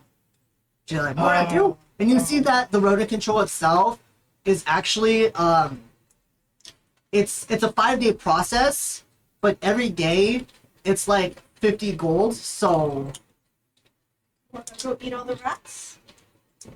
Well, I never had rat before. I'm sure you'll love it. Okay, where I go? Okay, you go eat all the rats, get rid of every monster. Okay. and then she goes ahead and she like looks at the paper. She like smells it for a minute and folds it and puts it in her like one of her pouches. And then she like skimpers off. I just realized, does she know where to go to get the job started? He smelled the letter. She knows where she's Okay. Adam, She's like, she's a one now, she knows. She knows exactly where she's going, bro. Confident, bro. And as you seen her go, you see her like she's in the middle of like the marketplace, and in front of the water fountain is like this manhole, and you see her like look at it, and then she takes like this dagger and she like stabs it on the edge and she like messes with it, pops it open, and she just like jumps right in there. Doesn't even close it, just jumps right in. And once you just see just some water to splash out. I'll keep her busy for a while.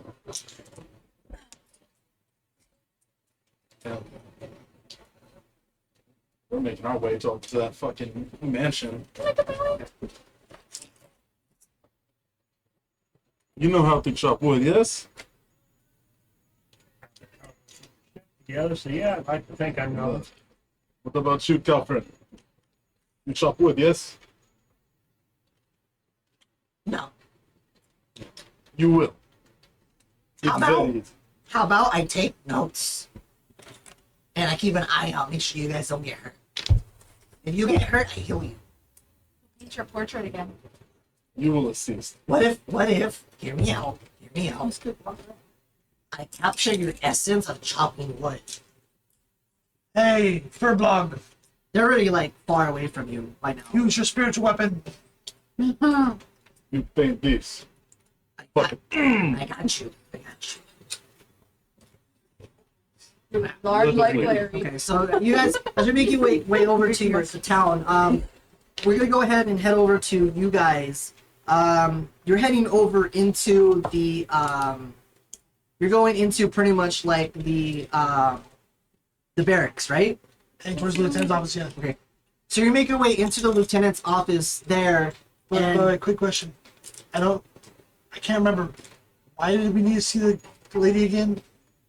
We're gonna see the lieutenant so we can try to get you a meeting with I the know lady. that's what I'm trying to remember. But you need to see the lady because the guildmaster couldn't give you any information, and he suggested she could. Yeah. I forgot to write that down. Yeah, he pretty much like told you to go talk to the lieutenant, see if the lieutenant had any information about essentially the Swiftlanders or like anything else.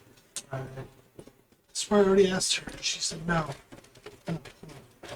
But the main goal is to see if she can get you an appointment with. Yeah, Grim. I was trying to remember why I needed to see Mrs. Grimpong. Can't remember for some reason. No, Grimstar. Grimstar, yeah. Grimstar. Yeah. So as you go in there, That's what I'm trying to remember. as you go into this room there, you see pretty much like this.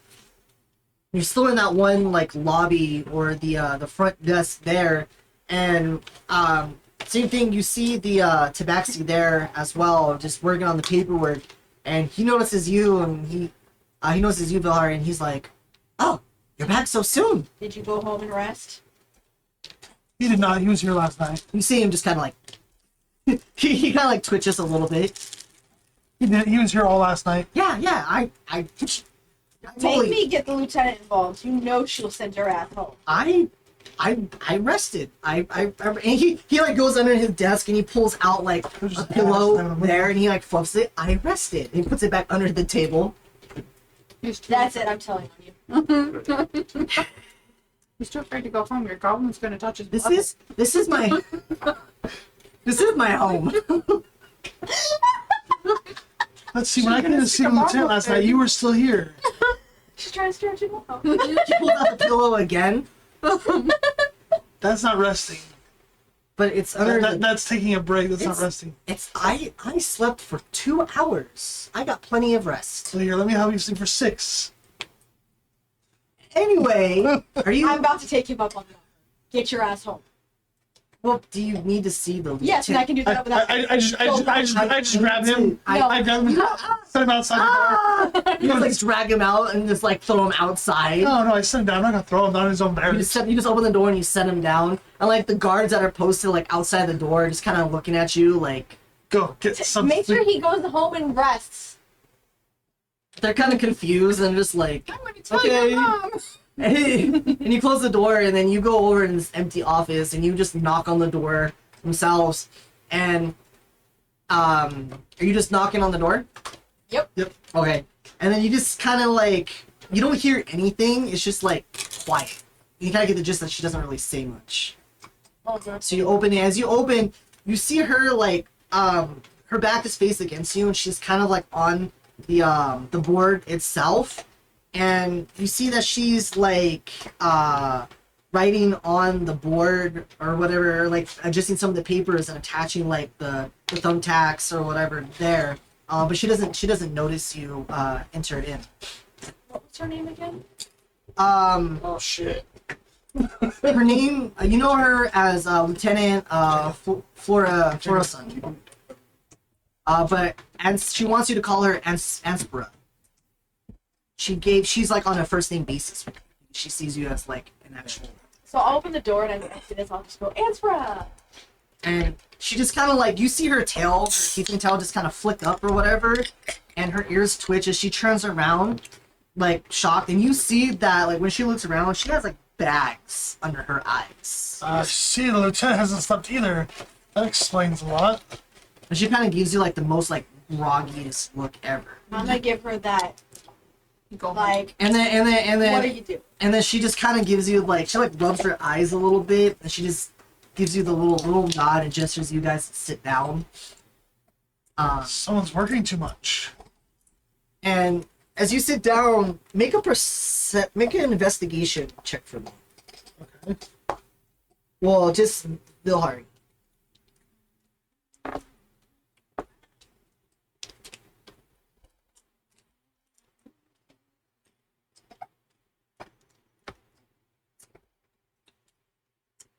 $13. 13. You notice that there are bits and pieces of paperwork on the desk, and you see that she's been researching a lot about the Cal High, and essentially like any reports that she has, like various like scrolls that are open. You notice that there are some wax symbols that you are very familiar with from the Hollow Star themselves. Some are actually from the academy there. A lot of the paperwork too, you can see like there's a folder off to the side, like a vanilla folder, and there's some paperwork sticking out of like I guess kind of like identification papers or like information where it has like a portrait of a person and like the details with like their age, rank, race, brief history, like what they can and cannot do. I guess you can call them like certain clearances and whatnot. And there's various stamps, but you see one of those, and you see that she's been going through like various paperwork to try and investigate whatever you told her when you came back into town. So you notice that there, and you see that when she sits down, she kind of like rubs one of her temples there, and she takes out her notepad and she writes it down on there, and she like shows you the note plan, and she says like, I haven't slept for like, she puts on like 28 hours. We just kicked out.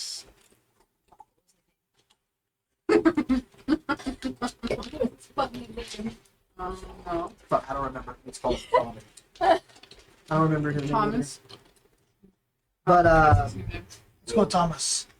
oh, so Ner's the office cat. We just kicked out Nerves because he hasn't been sleeping. And he brought a pillow to work. Don't make me drag your ass home too, Lieutenant. And she like takes the notebook and she scratches out there, and she writes down on it, and she hands it to you, and she's like, he's been helping me with paperwork too. Don't be hard on him. It's my fault that he's been staying up. It's not that we were hard on him. We sent him to sleep. He looked like he was going to die. And then she kind of looks at you and looks at you back, and she like writes down, who's watching the front desk. No one, because you guys should have been sleeping. And she just kind of like sighs a little bit, and she rubs her other temple there, Don't worry, your guards are still out front. and then she's just like, You were less productive. she takes like a cup. Hey. What the fuck was Hey, that? Trevor, that bone by your foot, you want to pull it towards you? Can you pick it up for me, please? Astrid. Somebody almost died. Astrid helped. No, No, I. Oh, you know? Let's get the right person over here. I'll wanna find put it on I'll top of smack the both of you. What was that, Amy's bone? Yeah. Or two. Anyway, and all of a sudden you see her take like a mug or whatever, and she starts to like sip it there, and you see that in the cup itself it actually has like, it has coffee in it there. You can still smell like it. She takes it, she's just like, I will drag you out of here. Don't worry, I won't put my hands on lady. I'll let her do that.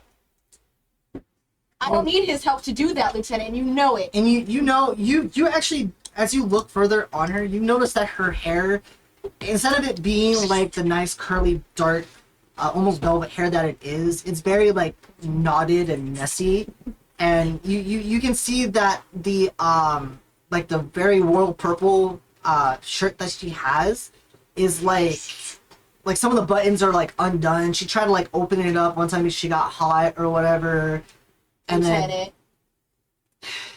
and she just kind of like takes a notebook and writes down on there, and she's like, "Is there something I can help you with?" Not while you're like this.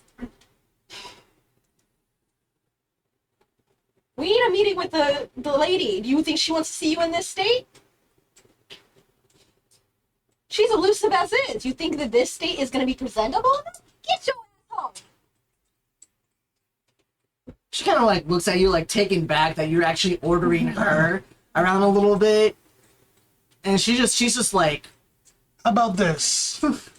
Archduke Darius Zeisler's orders you go home and go to sleep. We'll see you tomorrow. she's just like, who is that? Doesn't matter. We'll discuss that when you are coherent. But she goes in and she gets up, and then she starts like kind of like walking out.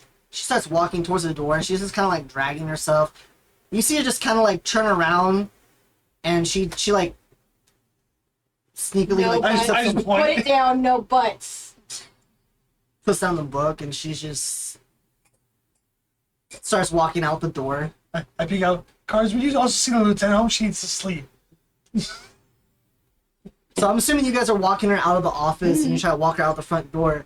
And the guards kind of like, you see her like walking down the steps, all like tired or whatever, and the guards kind of just look at you like, her quarters is here though, like her room's above. Like, why is she walking? Case in point. Right, and then they go down the ladder, and they kind of like, As her guards, it's also your job to make sure she sleeps properly. they kind of like grab her arm, and they're not like, they just kind of like guide her back up the stairs. They're just like trying to like take her up to the stairs and put her in there as well. And you see now at this point, they're just kind of like, she's just ragdolled and she's conked the fuck out. They're like just dragging her up the stairs themselves, and people are just kind of looking at her like, what happened to the lieutenant? She overworked herself. Oh, okay. So yeah, she went to sleep. She's going back to the quarters to get some actual shut-eye. Is there anything you guys would like to do? I guess we'll see I'm her gonna search your tomorrow. office. Yes. Okay. So you go into the office there. Go ahead and make an investigation check, and you're more than welcome to either do your self-investigation or you can help her. I'm doing neither. Okay. Like, nah, I'm not doing that. I'm not part of this military. I can't be doing that. That could be espionage. I'll just stand in front of the door and be 18. like, 18? she doesn't need my help anyways. Is there... Okay, okay, so in the office there are 2 bookshelves. It's just all riddled with various books or whatever, right? And then you have like 2 chairs that are facing the desk itself, and the desk has like multiple papers and the vanilla folder and stuff like that, and of course vanilla whatever, and then on the board itself you see like the various like maps on there, and like all the points and whatnot there. So is there anything you're like specifically looking for? Well, one, I wanted to see what she's gotten research-wise, considering the team that was killed. The Kill high. yeah, the Imperial Guards. Yeah. The wall guards. And I want to see if she has any information in regards to the lady of the town. Yeah. So you know for a fact that just based off of like, you haven't seen the lady of the town, nor have you seen pretty much like the advisor. You know of the count himself, but no one knows who the lady is. You just know of Count Alaric Bilmo, and then of course you know of Vincent Torrin, which is that green dragonborn that pretty much is like the head commander of like the that oversees the White Cloaks and whatever activities happens within Grim Pond and within the area. Pretty much like the lieutenant's boss. But looking at the paperwork there, you do see that she's making notes of what she's writing, and it's not a lot of progress on the paper on the paper itself. She's looking through scrolls, and you see on some of the scrolls you're looking through, like some of them have dates and pretty much like certain garrisons from different like different countries that came by, like Operios and Elsivaria, things like that came and go, and the reason why they were here. But there was only one instance that the Kalhai came from the Black Hollows to Grimpod, and that was only for them to pretty much like resupply and then pretty much head northward towards Operios. So Operios is more like northwestern of pretty much Telorion, which is the country you guys are in, the continent. That was the only time, but that paperwork there was like months ago. So whatever records was here is non-existent. And she did pull the file on the various like Kelhai people, but a lot of them, a lot of the information that's on there is just very like straightforward. Like it'll give out like the rank and whatnot, but when it comes down to their name, the name itself is consistent. It's just they just go by essence. And then the essence either go like essence A28, essence A23. You know, they don't have necessarily a name themselves. And the picture themselves are just in them and their actual armor, where other portraits have other people showing their faces. And there's like the name. There's not the name, but like it shows like the age and then the race, but that's all like blank as well. And then a lot of them, when it comes down to like the details of where they're from, it just shows just Kalhai Roll Guard. And then it does show them when they like enlisted, but they don't show any details over that. So a lot of the information in that folder is very like just bleak and blank. So you see that she has been trying to pull out any information, but a lot of it is just not there. Would I know anything about that because I was trying to become part of that? Or? So you do know for a fact that the Kalhai is, there's only so many of them, and they're like the best of the best. Like they're ranging from like they can be on equals as like, you know, the Green Berets or like the Spitnaz or whatever. Like they're like the elite force of whatever of Telorion. So when you see that they get involved, they're there to like, they're there for a reason. You know, they're there either to like eradicate something or someone, or they're there because her majesty is within the vicinity. Oh no, I meant like the folders being as anonymous as they possibly. Oh yeah, no, you know this because their identity, they don't have an identity. Like when a lot of the Kalhai, most of them aren't necessarily pulled from the academy. A lot of them are pulled from like orphanage, or they're pulled as from like younger kids, and they're whipped into shape as military assets. So a lot of them don't have necessarily like a family or whatever. They're just like expendable units that are just there to like give their lives or whatnot. So what you're telling me is these people are the immortals. Essentially. So these guys, there's a reason why they wear like demon and ghost like armors, because that's literally what they are. They'll go through what they need to do no matter what to accomplish what they have to, even if it means like By any Yeah. means Okay. yeah That's what I meant. they don't have an identity. They don't exist. They're literally like That's what I ghosts. meant, So, in you being a part of the Kalhai, the only reason why you would have been a part of that is because you know for a fact that your father oversees the program. And actually, while you're looking at the paperwork there, you see on one of the paper, on the first page, as you pull it out, you see Operation Black Fire on that. So And you don't really know anything too much about Operation Blackfire, but you know that your father has talked about it behind closed doors at one point.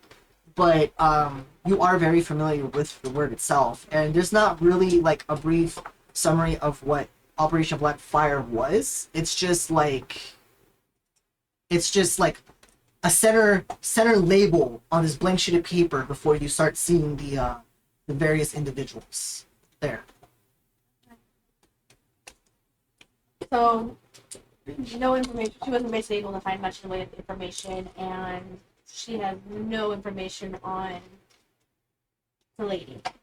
She just has basically the very bare bones. So, I will say, if you're looking with an 18, there is a brief document about like the Grim Stars themselves, and it gives like a little brief history about like a little history page of whatever it is. And you see after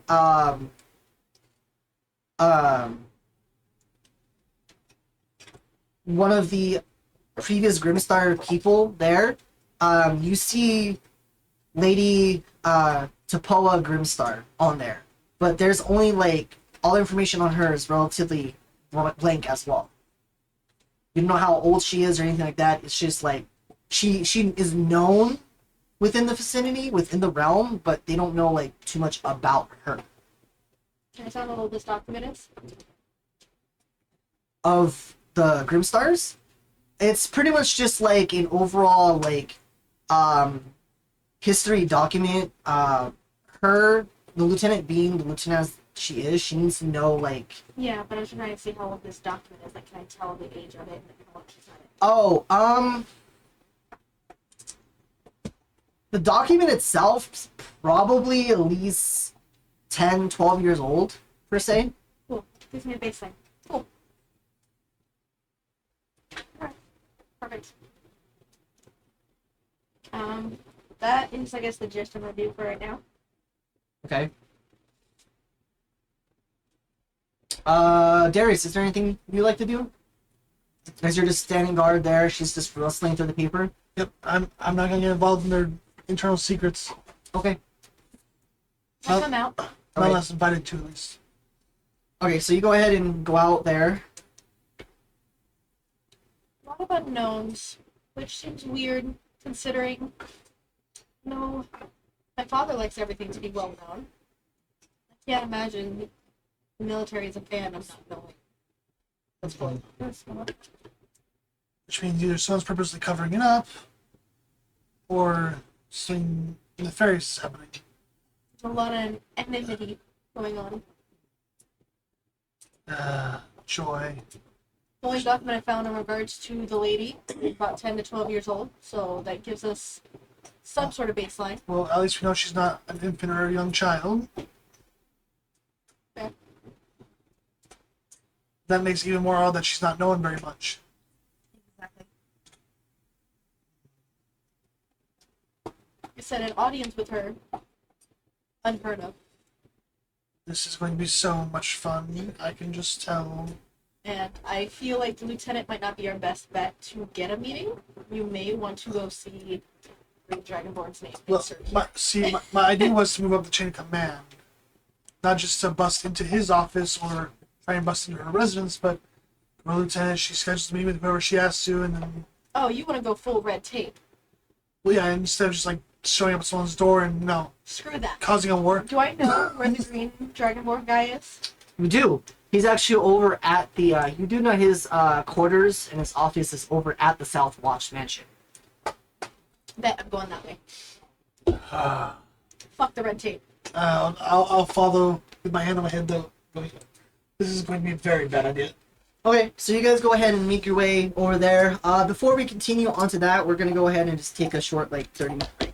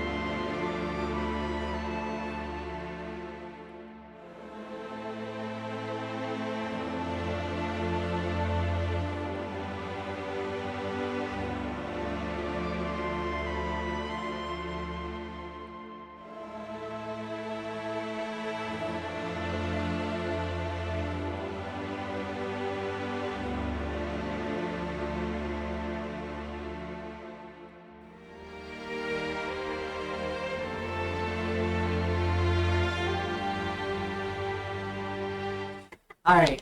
Welcome back to your guys' break. So you guys went ahead. You, Karn, Bearden, and Vigil. Vigil, you guys go ahead and head over to the mansion. When you're walking towards the mansion, you go past the Goblin Inn, which is where you guys were staying at. And as you approach, you see that there's like this. It's sitting on this hill, and there's some like these stone stairs that have to go up, and there's also like a dirt pathway that you can take to go up there. So whichever way you guys want to do. There's a dirt pathway that kind of like winds around, and then like there's that stone way that kind of like. I'm just following her. Okay. You guys haven't appeared over yet. No, It's they're ahead of just us. yeah. Oh. They're ahead of you guys They're right ahead now. of us. Wait, how I'm assuming how that the you mansion's probably at? you're more than welcome We're going to to the same place their gardening job is. Oh. yeah. Yeah. So you're more than welcome to just you do Oh, see fuck. Darius and Bilhari coming out of the barracks, so you can catch up with them if you wish. Okay. Okay. So with you guys, which way are you doing? You doing the dirt path, or are you taking the cobblestone stairs? Which way you think, partner? I'm 3.5 feet tall. The quickest way there is the easiest. Hop on, my friend. We will go up the steps. Okay. So as you start going up the stairs, it's easy for you and Vigil to go up the stairs, but you're kind of having a hard time going upstairs. You have to lift up your leg extra just to climb up there. You need a backpack. But as you guys start climbing up the stairs there, you notice that it goes up this like dirt hill that heads over like this cliffside. You notice that a lot of the vegetation starts to become a mixture of like, vines that are filling in the crack crevices of the cobblestone and like the dead marsh trees that are surrounding the vicinity there. But there's also very bits and pieces of odd, like, floral plants, almost like alien-like there, where they have, like, these very dry blue leaves that are just, like, sticking out with, like, these weird red berries. Sometimes, Karn, you swear that you see some of these plants, like, move and shift. But within the mixture of all these floral plants, these weird odd plants, you see just rows of rose bushes, just trimmed nicely. And as you start going up there, you see these burning cauldron cauldrons that are marking the pathway for you, and the dead trees are starting to kind of close in around you guys, and it's making the area slightly darker as it's starting to block out a lot of the sunlight. I mean, the sun was already peering out of the clouds, but it's starting to make it more dim for you guys there. And you could swear that you start hearing like various like creatures This there. is Halloween. Um, This is... And it's definitely giving you guys a very spooky vibe. And as you climb a little bit higher, as you're going about 15 minutes, you see this like faint fog that's just coming through the cobblestone area there, and it's just going just above your ankles. But and this sweet fragrance of rose petals fills the air, and it's a sweet sense for you. But as you go through, you come around this path where the stair ends, and you see this cobblestone road that connects with the dirt path. And as you follow that there, the tree line does break and breaks up a little bit, and you can hear like a trickling of like a water fountain just off in the distance. As you can see behind a bunch of cauldrons, it's surrounded by bushes, just a water fountain there. Same like dark water, and like a statue of a woman with a hooded cloak there that has like a book and is holding some sort of staff facing towards the mansion itself. Oh, why not just pass in without letting at home? I will tell you now, partner. I do not like this dark. It's very spooky. Very spooky. We've been through spook here. Come on, let's go. All right, my friend. Not the Scooby Gang. So, are we still walking to the mansion or talking to the lake?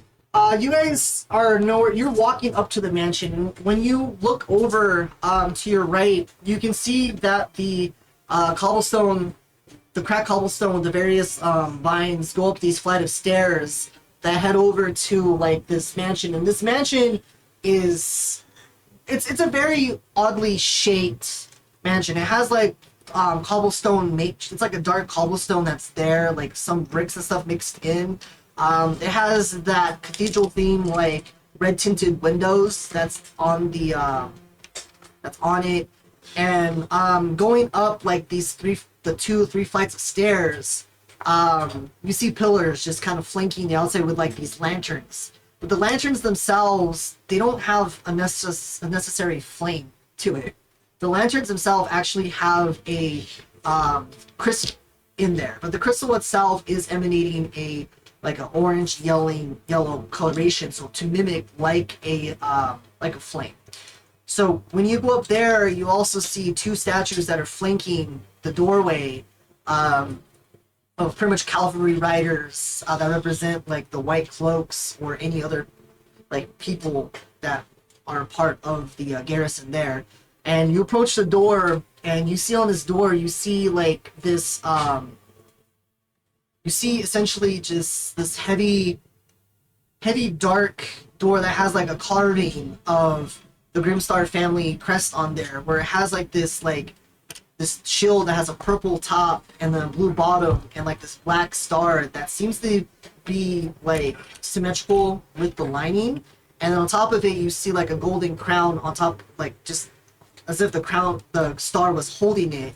And on there, you see what appears to be like on the crown like a ship or some red sails on it. So, and it's weird because when you're looking around and you see all this life in decay, and branches like stretching towards the sky, and it's just very spooky. But this door is there in front of you, so is there anything, what are you guys doing? Who will knock first? Before you guys can answer that, you hear like Vigil, he just reaches over and he grabs like this the knocker that's on there, which appears to be like some sort of like sea serpent's head that has a knocker, and he grabs it just Alright, looks like that answers that question. Alright, partner. Bearden, you okay?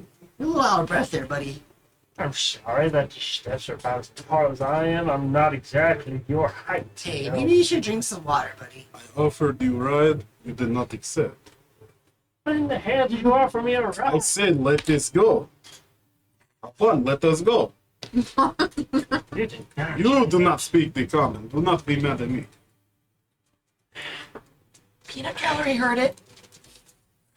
Alright. So at this point, you hear the door open, and it's just this crackling noise.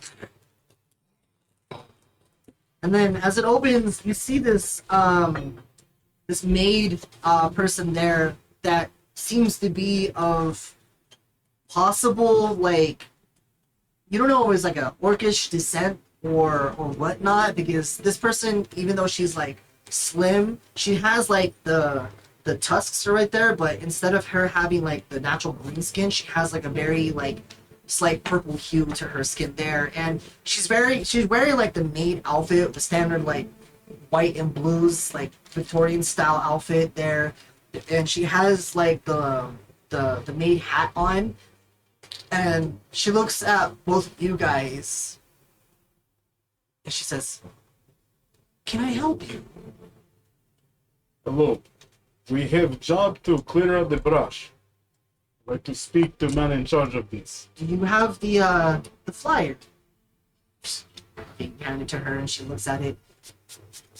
Right, well, I am the one who does tend to the gardens, so it is nice that we have... And she kind of looks at you, Bearden, and looks you up and down. Well, mostly Muscle here. If you guys will please, come follow me towards the back. And she opens the door and she lets you guys in. And stepping inside, you guys are pretty much like enveloped in an atmosphere of like dark elegance. The air is rich with like a scent of aged wood and pretty much like distant memories. Like you're looking on the walls and you see not only like various statues, but you also see like family portraits of like water paintings of like people like this man or a group of family and just like that old Victorian poses. You see various like vases and trinkets and those same like flowers, oddity flowers that are sticking out. Carton, some of the stuff that you actually notice that in the wall that's kind of like just off to the distance before it goes to like a double door above these double doors, you notice that there's like this trophy head of what appears to be some sort of makeshift, like it could possibly be an elk, you're not sure, but this creature has like, instead of antlers, it's like this weird horn that sticks out of both ends, and these little tiny horns stick out, and instead of like one eye, it has like 3 eyes, well, on each side. And the mouth itself is open there, where you see like, you know, it's obviously like a herbivore. It doesn't necessarily have the sharp teeth it needs, but it's obviously a herbivore there, and the head itself is relatively huge. And off to the mounted trophies, you see pretty much like the weapon next to it, like an axe or whatever, that is very nice, has a nice golden trim that's probably used to like take the creature. But stepping in here, you see like the walls are adorned with deep burgundy wallpaper. It has like a pattern of golden filigree on there, and every time you walk through this area, this interior with this like almost like a blue tile there, you feel as though like these portraits on the walls are just watching you. And you look over and you see as if the eyes are just like following you go, and you follow the maid towards the back room there. And when you follow her towards the back room, you go through this door and into the lobby itself here. And when you enter into the lobby, she kind of takes you towards the back of the kitchen, and she grabs a few things. And when she opens the door, you see some like cooks like cooking there, and they kind of look over to you. And some of them is like a mixture of like a bugbear or whatever, and they seem to be grouchy. And you could swear you see like a pot that has like, it seems to be mixing itself there. And when she grabs some supplies, she closes the door and she leads you back out the door. And before you can gather anything else, you guys are already walking down over to like the clean room, where she goes in and gathers some more like gardening tools and hands them to you, where it has like shears and a rake and a shovel. And then she just gives you like she gives you like a bucket. She's like, I don't want you to strain yourself too much, so you can hold the bucket. And then Vigil, he's holding like the shovel and everything as well, and she's like, please follow me. And she walks you out towards the front door again, as you guys head over down this pathway over to like the shrub area there. And as you're doing that, you could have sworn that you, Bearden, that some of the vines that are on the ground and on the wall itself seem to make like a weird shifting movement, like rattles a little bit before it just settles. And then you look over in the same spot, and that vine that was there, it seemed to have like enlarged in size, like gotten bigger. So, I don't recognize some of these plants. Are there any special requirements to taking care of them? Yes, I might suggest that you be wary of the vines. Don't get too close to them, or you may not come back alive. And we've had previous gardeners here, and well, let's just say they didn't do a very elegant job. Good luck, and my name is Kines. If you need anything, please go ahead and knock on the front door. So you want us to take care of these vines as well, or just the shrubs?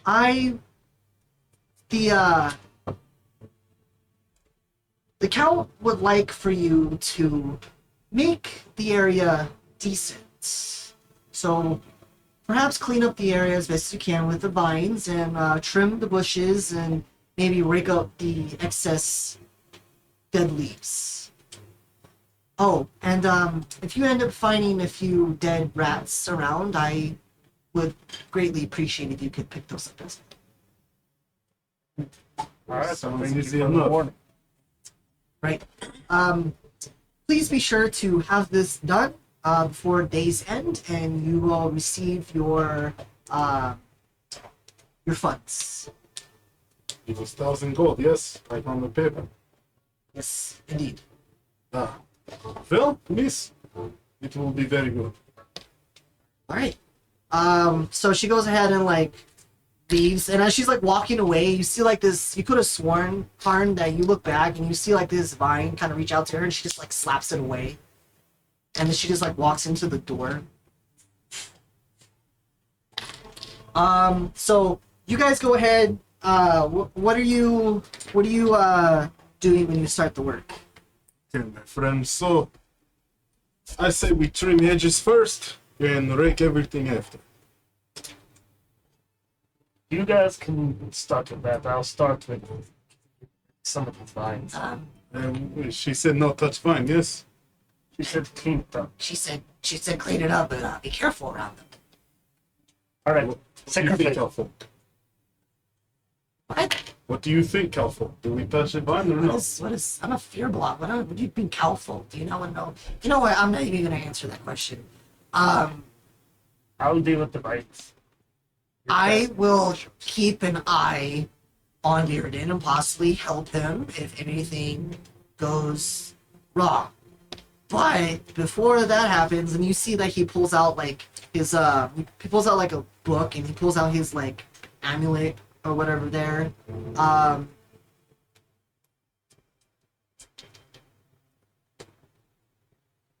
Wow. We're fucked, aren't we? We'll be fine. No, it's not that. Give me a second.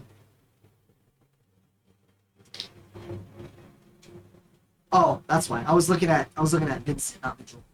I was like, where's all his spells? He's gonna go ahead and he's gonna cast.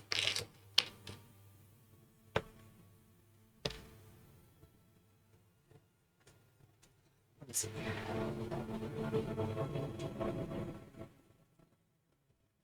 He's gonna go ahead and cast bless on you guys, just to make sure like if anything happens, you guys will be able to like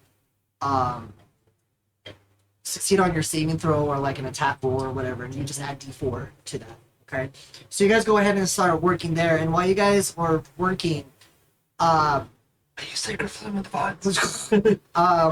as you're working over in the shrubbery there, I need both of you guys to make a nature check for me. So nature check. It's okay.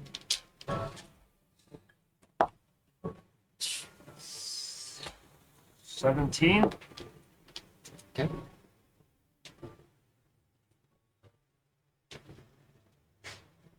Twelve. 12? Okay.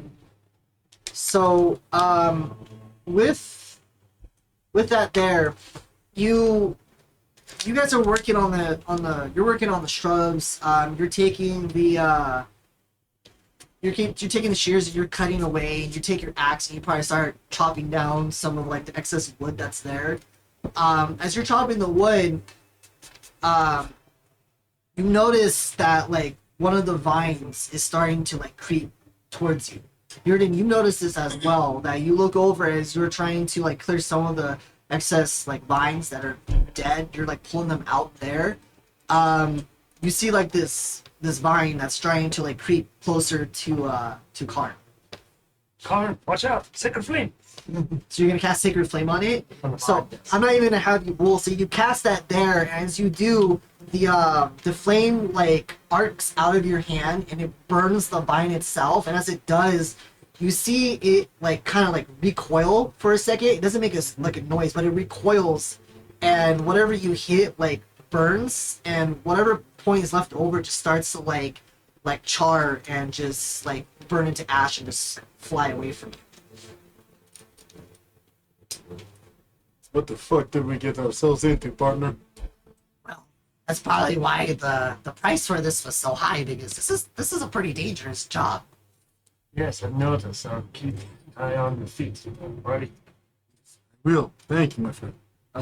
So you guys go ahead and continue on. Is there anything you guys would like to do in the process?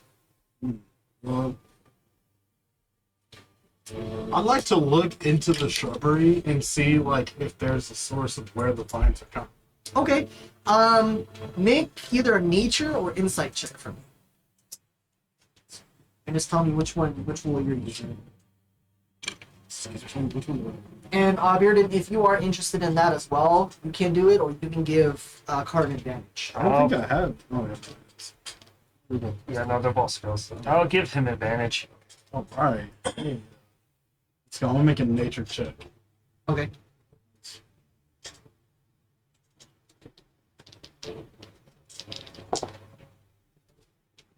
$12. 12. I mean, so looking through the shrubbery, you're just, are you being careful, or are you just like looking through? No, I'm not plunging through. I'm like keeping a distance between it and trying to. So I'll say peer you're through and I'll see if I do can see something. if you're doing that with a nature check and you're looking through it, you notice that the shrubs, when you look down, the base of it is going into the ground, but there's like these heavy cracks where the roots are going into, and you could see that the cracks themselves have this weird, like, almost green with a purple ichor that's like seeping out of the crack itself, and when it seeps out of the crack, it gets like sucked back in.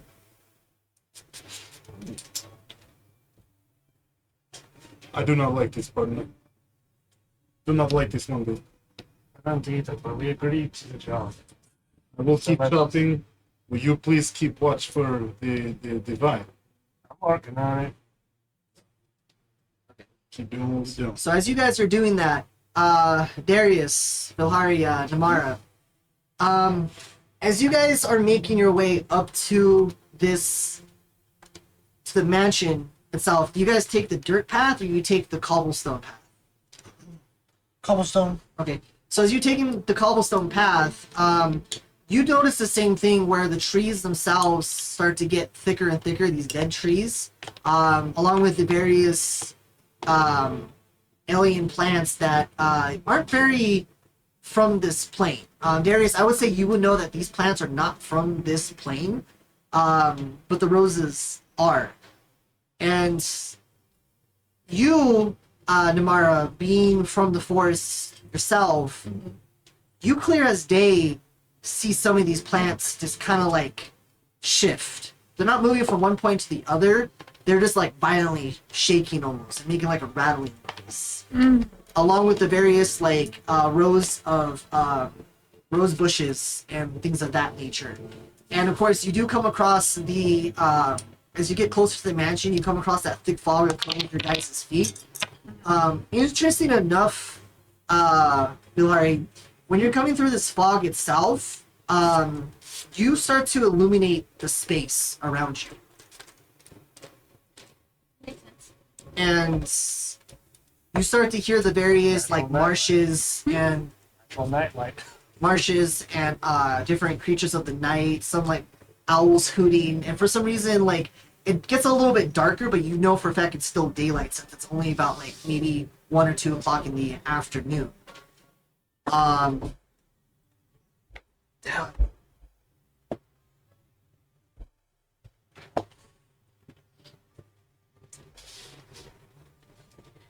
How familiar am I with the guy. You have never been up to the South Wash. No, I meant by like the guy, the green owner. board. Yeah. Oh, you've heard him make speeches one time, but you've never actually met him. Man, the nobility in this country is weird. Cool. Awesome. He's weird as shit. But this region is. Hold on, I have plenty of pencils. Yeah. Weird as shit. Okay. So, as you're pretty much walking up there, you guys end up seeing the same thing where you see the water fountain with the statue of that hooded figure of like a female with the book and the staff there. I'm going to investigate the statue. Okay, so you go up to the statue that has like the various rose bushes around it there, like nice. That the rose bushes there are always like always trimmed. But as you look at the statue there, you do get the sense that this is Vespa, the lady of luck there, and that this is like a statue that pretty much like represents her. And the statue itself is not made of stone. It's actually made of like what appears to be some sort of shimmering like dark, almost Damascus kind of material. Oh, so it's metallic. It's metallic itself. And on the platform that she stands on pretty much what appears to be like a gold trim, a gold platform, and then the main base of it is a dark cobblestone. And the water itself is also kind of dark, but for some reason it's giving this weird like aura glowing light. I'm gonna try and see if I can sense magic around it.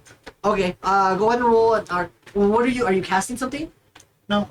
Okay, go and roll an Arcana check for me. 17. Yeah, there is definitely a magical presence around. When you're looking at the magical presence, you kind of get the sense that it has a very narcotic spell to it, like a necromancy vibe to it. But it's not necessarily like dark and demented that you felt with Bearden with your past experience, but it has a very like demeanor to it. Huh? Explain further. It's not necessarily evil per se, but it's not as necessarily good either. Oh, it's So a neutral. dark, It's but not neutral. evil? It's neutral. It's a neutral one, but you do get a sense that this has a dark energy, but it's neutral. I'm gonna stick my pinky finger in the water. Okay, so keep in mind that you do have to go through the various rose bushes to reach the water fountain.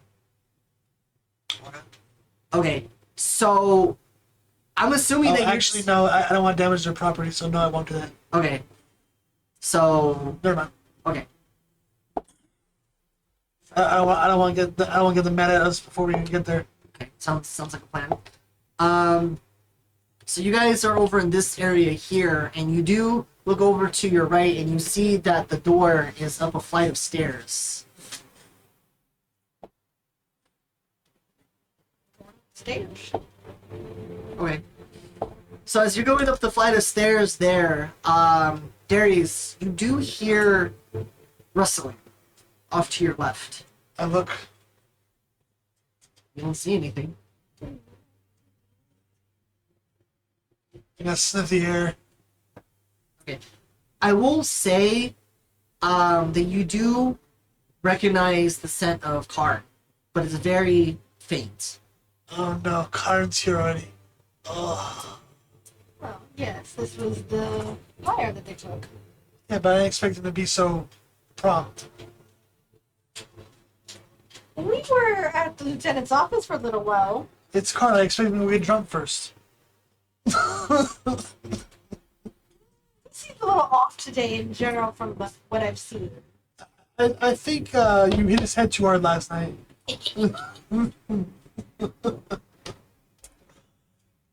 But it was fun to watch. I mean, I don't remember seeing you there for shit. oh, I was there. I ran away, came back, watched a little bit. In fact, who do you think made you guys cold? Get into that. That only made me angrier. I know, it was funny. That's true. So you guys end up, I'm assuming, going. Are you still investigating the sound, or you ignore it and go towards the door? Well, we couldn't see anything, so we moved on. Okay. So you knock on the door, and as you open the door, you see. As we opened the door. No, as you knock on the door opens, and you're also greeted with the same maid there. And she looks at you guys, and she recognizes you, Vilhari. Well, she doesn't recognize you, like, who you are, but she knows, like, you're from the White Cloaks, and she's like, is there a problem? We've come to request an audience with insert great jacket towards name here. I do not remember the Vincere Torin. that. Commander Torin is present.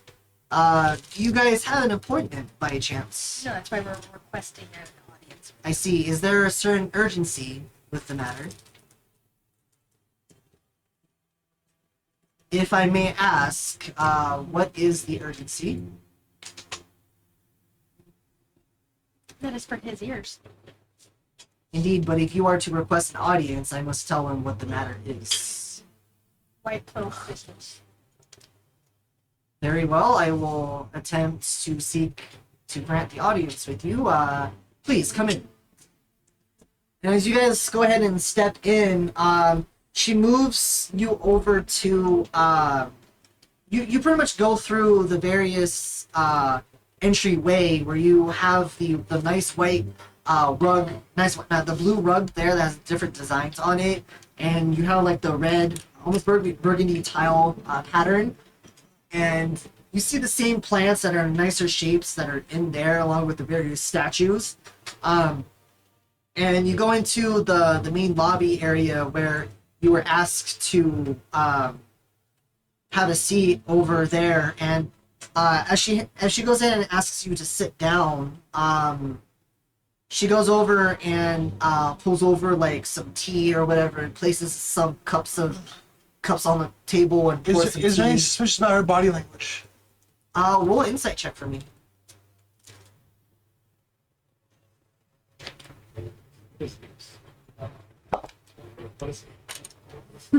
Nat 20 plus 2, 22. That's what it said. Info.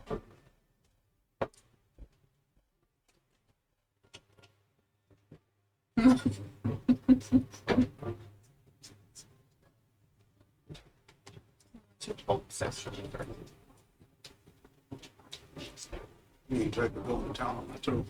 That's what I bought it for. That's what I got a whole bucket. I don't sit down. I just stay standing. Okay. Did you touch your titties? I also keep a close eye on her movements. Okay. So she goes ahead and pours the tea for you guys there on these nice like silver cups. She sets a teacup there, and she takes the silver platter that she brought the tea in. She kind of like bows to you guys, and she just says, kind of looking over towards all of you, especially over towards you, Namara, and she's like, please wait a moment while I go check in with the commander. And she goes ahead and makes her way up the stairway. And you Namara, guys- be on guard. Something's wrong with that woman. Yeah. I have my phone ready. I would recommend not sitting in the chairs. Can't sit with my wings in place. Oh, that was a little more loud for me. With my fire, I think. to avoid sitting in places I don't know. I stand close to the entrance with my hand on my axe. Okay. So by the entrance, I'm assuming you mean like right over here. The way we came in. So This way. This way. yeah, I don't know what my laser pointer. Put your motherfucking minion there. over there. Blah, blah, blah, blah. Okay. So while you guys are waiting, let's go back to you guys and your adventure. Eventually, you guys did make your way from this side, and then you did come towards the back, and you start working on the shrubs there. You guys are doing a relatively good job. I do need you guys to make a performance or sleight of hand check for me, please. Oh, yay. I mean, you guys are cutting stuff. 18? Okay. Let's try. I'm saying that because I have good bonuses for both. On the bench. Just Duck is my friend now. It's part of the collection. Just be glad I haven't hidden. I Just would- be glad I haven't hidden any yet. Or have you? 20. So you guys are you're starting to work on it. You're still going through and cutting the No, the volume help is. the vines and everything. You did have a few issues when it comes down to like some of the vines snapping at you, but you just cast your He's protecting. you go ahead and cast your what was it? The Sacred Flame. Sacred Flame to burn them away. In fact, that's your common go-to now, just to kind of get rid of all these vines. You're going through and you start like hacking down. You cut down like a big chunk of this tree stem there, and you start breaking it up there, and you start putting like a pile, and you start carrying it over, and we're making like a pile for all the wood, Oh so my you can God. take it. I just imagine Carter doing that and going. "Rah." He's being careful. He's being careful. However, you guys are getting so worked up that you look back and Vigil isn't there. Vigil's gone.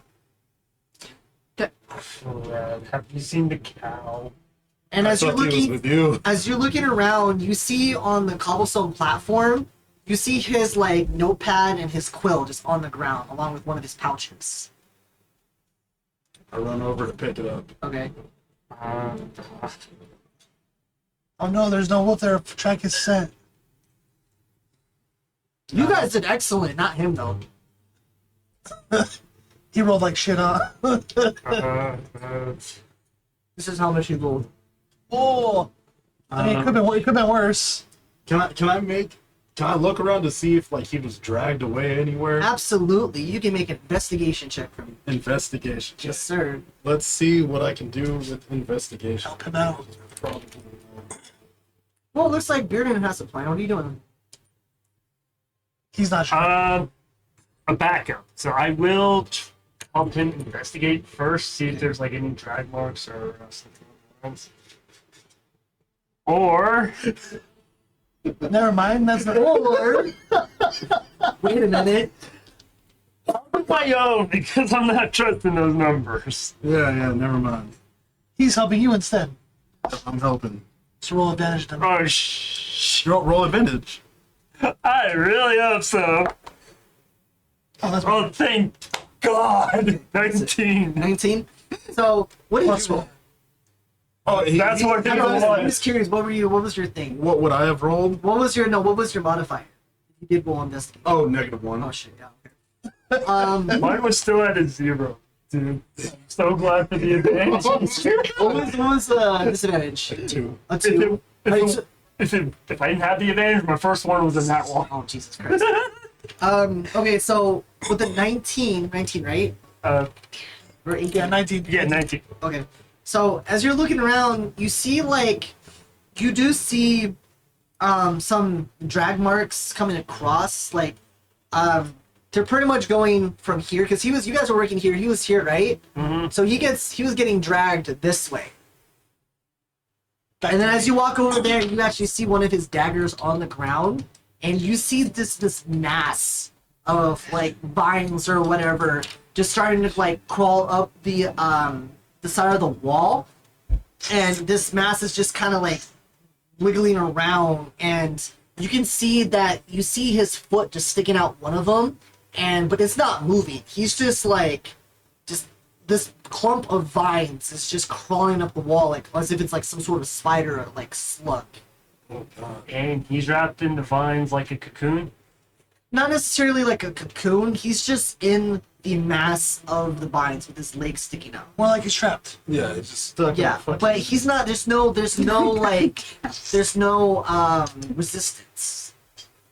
Karn, He's ready to unconscious. do some weed whacking? Let's do it, my friend. Alright. I'm going to do a sacred flame just on the more extremities, Okay. see if I can burn him away from the rest of it. Okay. Detailed Okay, magic so control. you go ahead and you try doing that, right? Mm-hmm. Okay. I'm gonna need you to roll to attack on that. Sacred flame, it's a Dex 11 save. Wait, would it roll instead of him rolling?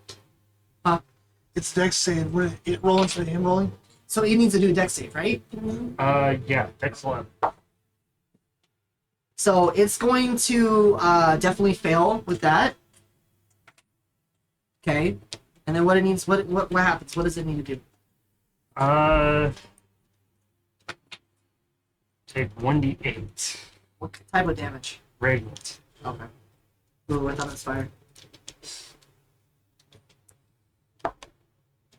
2. Of course. 2 points? Yeah. Okay. Actually, no, because my level, it's 2d. 7 total.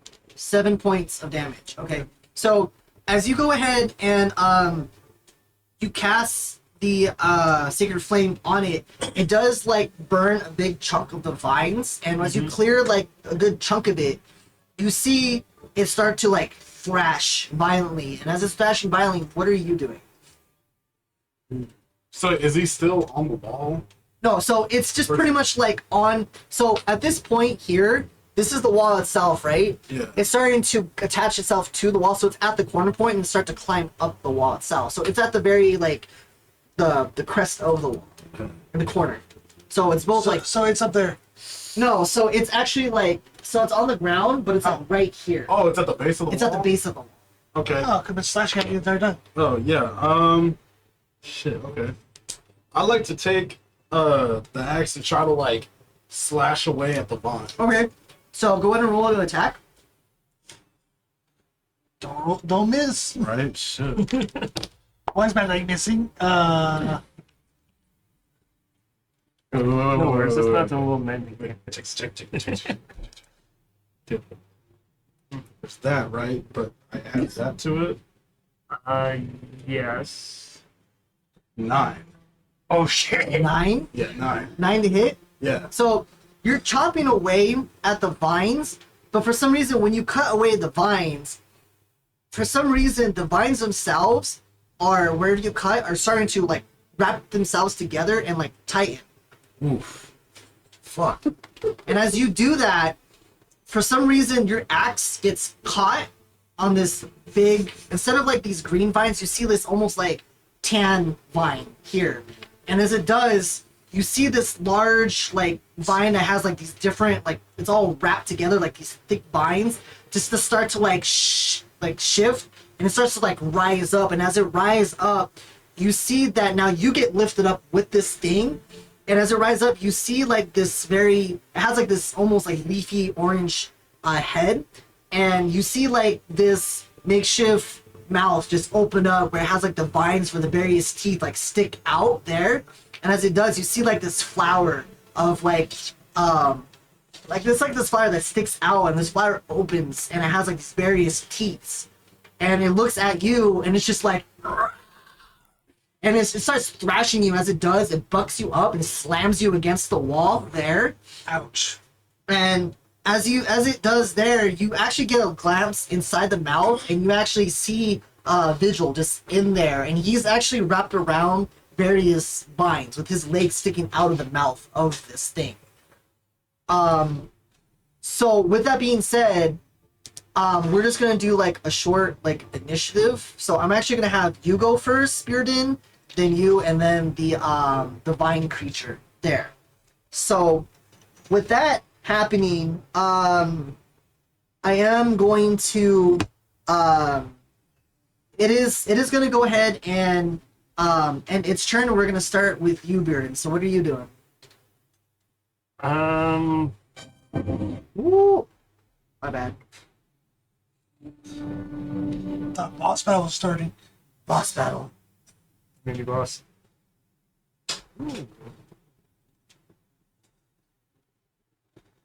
No, not the fuck. Burn it. Slash it. Destroy it. I am going to use a level 1 guiding bolt on this thing. Okay. At the very least. So it basically looks like a flower head with like the vines acting as like a neck. Yeah, so it's literally just a bunch of these vines wrapped up against each other, and it's like thick head. And then as this, it's like looks like a trunk that has like these various vines that are super thick around its head, and the mouth itself is made up of like this like pointy vines, and in the center, like what looks like a tongue is actually where the mouth is at, where it has like this flower that's sticking out there. And pretty much you just see just like Thrash Karn against the wall there as he's holding on with his axe, and he looks at you. The creature looks at you and seems like it has its attention towards you. Alright, you little fuck, you wanna play? Wanna play. Does 14 hit? 14 does not hit. So as you go ahead and you cast it, it seems to just, it hits the creature, but it doesn't do any damage. Whatever burn mark it has on it, you actually look at it and you see that it kind of like bubbles, and it just heals. Ah, shit. Con, you okay up there? I'm alright, Bloodkin. Try to hang on. I'm gonna see if I can get him and get this thing. He's wiggling very bad. Well, do what you can to hack away. I'll keep its attention. So what are you doing now? Alright, your turn. well, he just pushed me into the wall, so I'm gonna Okay, so you're gonna go ahead and rage. You just get all spiny and you're just like, just do my muscle man squeal.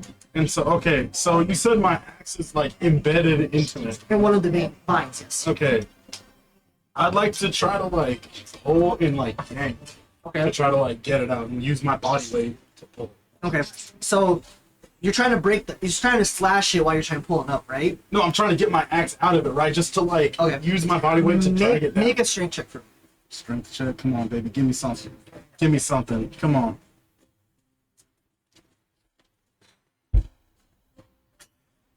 God damn it. What is it? 6. So you're still hanging So even on. though you're getting enraged, as you're raging, you try to pull it out, but it still slams you up against. Hold on. Bless. Did individual bless them? Well, What do I do with that? oh yeah. So, It but would that's be a save though, not a check. Get your bigger So I'm having him do a strength check for you. Sure. Yeah. So Bless only does attacks and saving throws. Oh, wait, does that mean I should have done it for my... Yeah. It's yeah, already which- passed, You though. know, rules already passed, but now you know for next time. So yeah, so it slams you up against the wall again. But I will say that even though you can break your feet, even though it slams you up against the wall, it does nudge you free, and you end up sliding down the back of this thing. So as you're sliding down, what are you doing? I have my axe in my hand? Yes. Okay, I'm gonna... see, I'm sliding down. My axe is not embedded in him anymore. No. Okay. I'm gonna try to go down, and I'm gonna hack at his leg.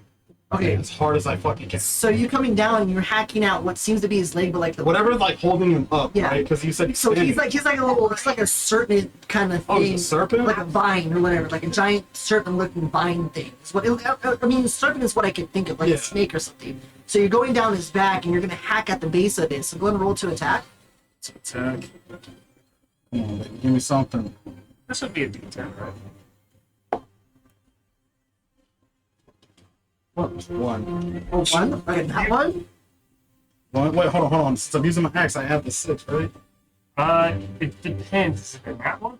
Yeah. It's just an nat one. Yeah, It's a nat one. it's a nat Yeah, one. auto- Automatic. God So, damn it. so as you try to swing at it, the body of itself kind of whips you up in the air, and you fly in the air. And as you fly in the air, it flings you up to where you actually land on one of the windows, not the windows, but like the windows that are sticking out from the roof. So you land on top of that, and you kind of like hold on to it. As you look down, and this thing's about like 10 feet below you, as it looks up at you, and it gives it its like deep, like high-pitched screech at you there. Does that end your turn? You still have your movement, so you could technically let go and free fall towards it, but that's gonna end your turn. Climb the roof. Yeah. Wait, I'm like 10 feet above him? Yes. Fuck, dude. Let's see. That's already. Is there any way I could like try to like go down? Is there anything for me to grab on, or am I just holding on the window? You're just holding on to the window seal itself. Okay. I mean, you can try to like look for some of the, because it's the stone, so you can reach over and grab some of the stone and try to climb down if you want to. I would like to try to safely climb down. Okay. As much as I can. So I would say that you're easily going ahead and about climbing down like rest of your movement. Yeah. So I'll say you go down about 10 feet. So you're pretty much down 10 feet, and he's like looking right at you, in a sense. So you got about maybe like another 5 feet before you can hit the ground itself. Does that end your turn? Yeah, I'm gonna have to say yeah. Okay. So when that ends your turn, it's gonna go ahead and use its 3 attacks on you guys. First one is actually gonna go ahead and throw a thorn strike at you, Bearden.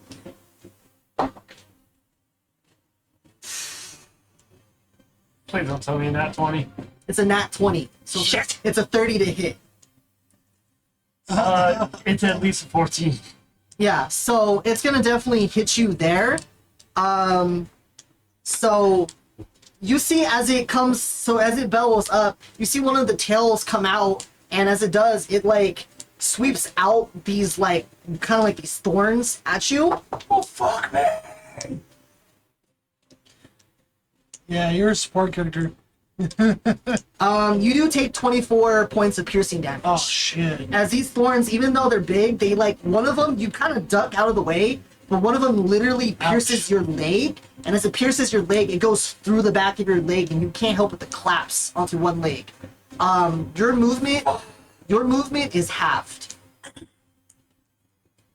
By the way, and as that happens, it's gonna go ahead and try to take a bite attack against you. Does a 22 hit? My AC is fucking 13. Okay, so a 22 is definitely going to hit for you.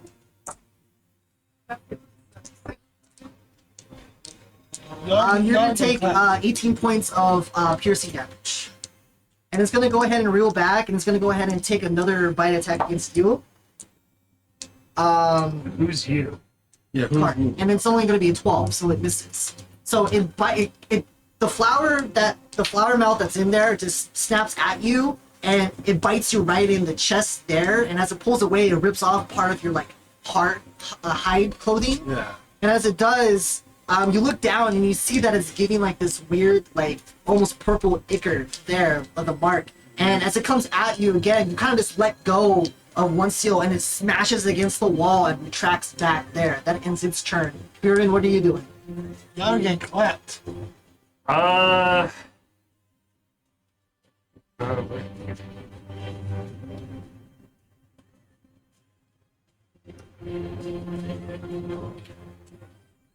will say that its attention is now on Karn. Whatever attack you have is at advantage plus the D4 that you have.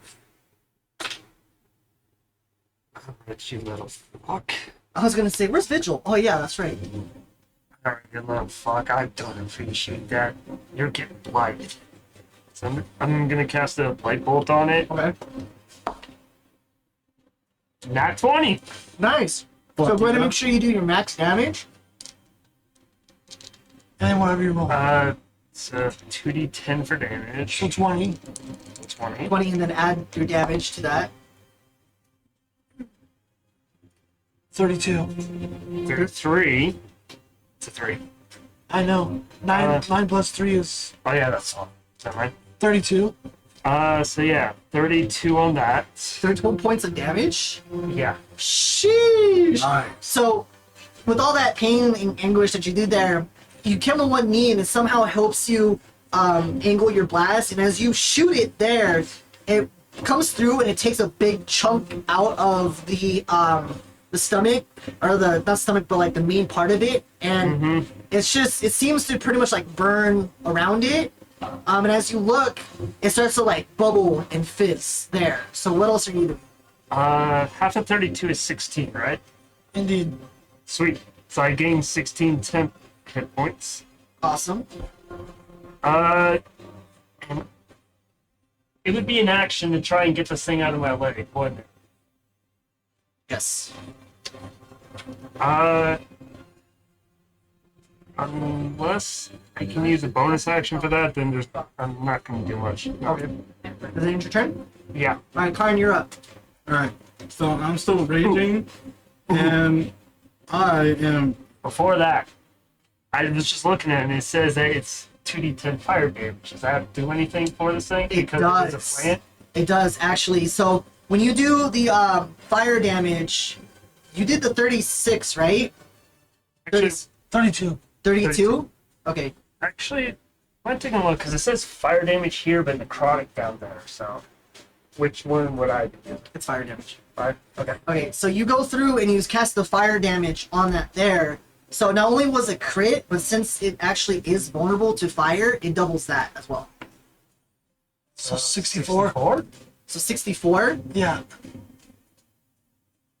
That's crazy, bro. So you fire it out there, and the hole itself is bigger, and when you do that, it starts to burn, and you see that it's still alive, but as it does, you see that it collapses down, and it's still on the ground, but it like withers up, and you see like the burning ash starts to burn it away, and as it hits the ground, you see Vigil roll out of its mouth, and it kind of just looks up at Karn. So Karn, what are you doing?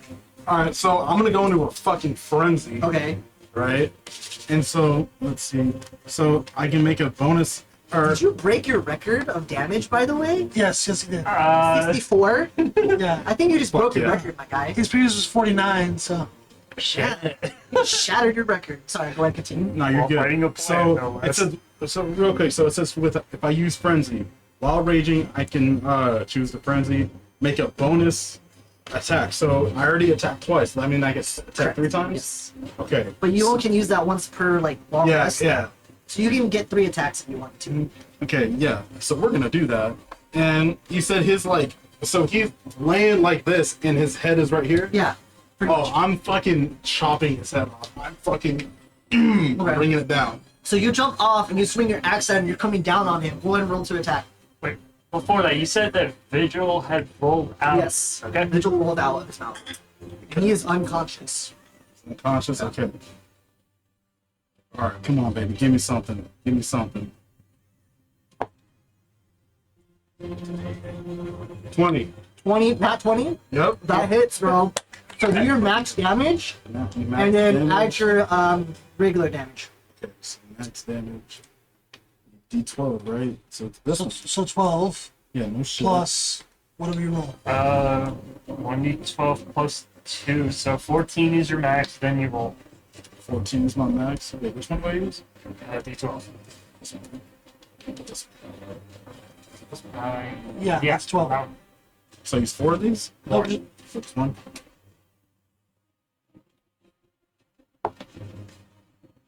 Seven.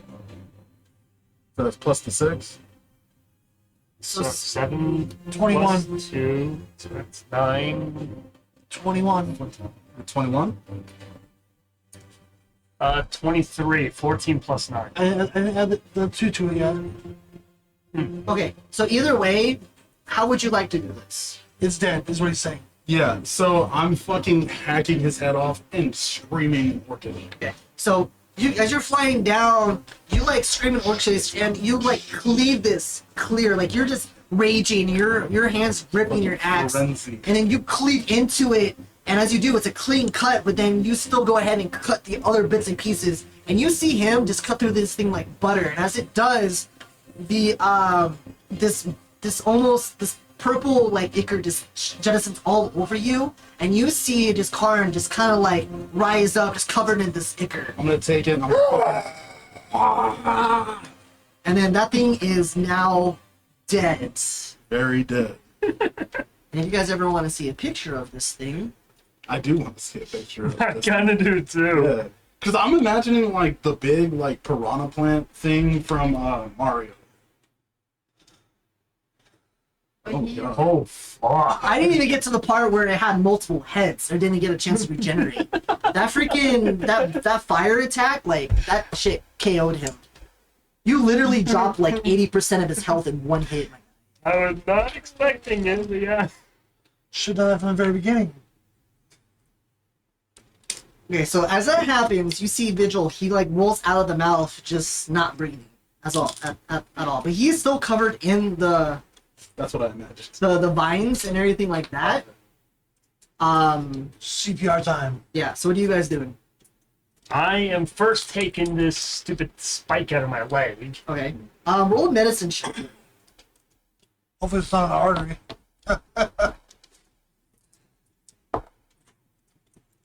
That's not looking good. 9. 9. So you wiggle this thing out, and as you pull it out, you just feel like your whole leg just go numb, and you collapse on it, and you're starting to bleed like bad. Idiot was in your artery. Ah, fuck. Um, And if you don't take care of this thing in like a couple minutes, you're gonna black out. Yay for potions. and for cure wounds. I'm guessing this is too big for mending. I don't even think you can mend yourself. I know, I'm just being smartest. Alright, I'm gonna use a level 1 cure wounds. Okay. That's all I need.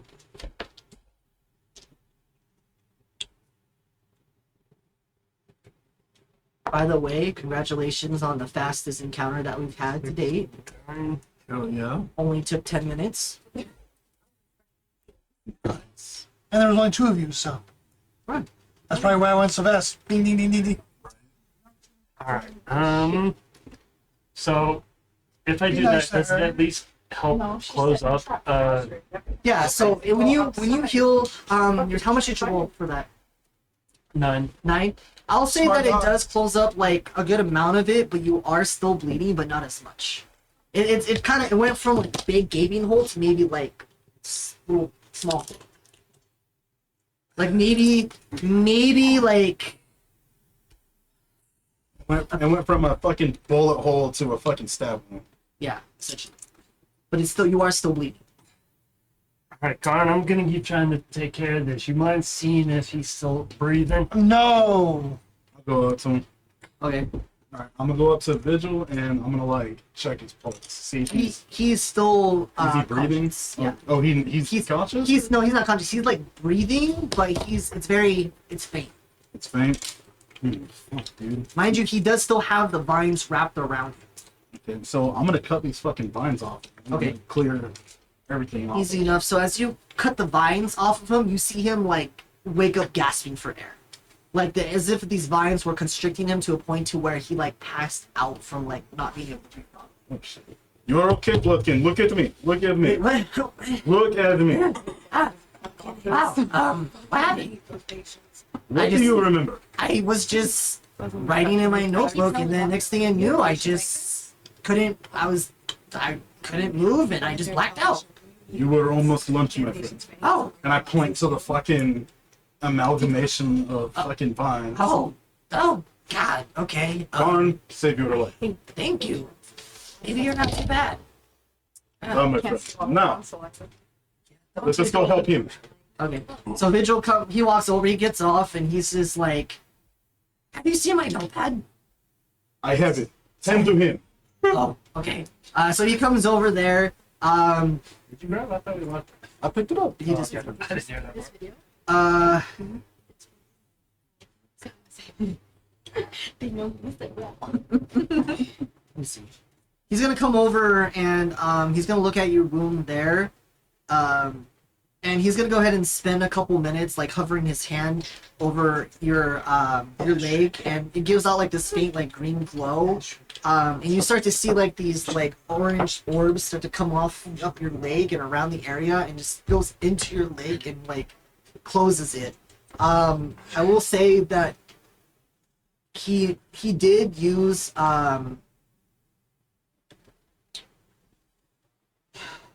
I mean, he doesn't really have like simple healing spells. He just has like the basic one. One sec. Is that lay on hands or whatever? Well, he's using prayer of healing, and he does give you 15 points of healing.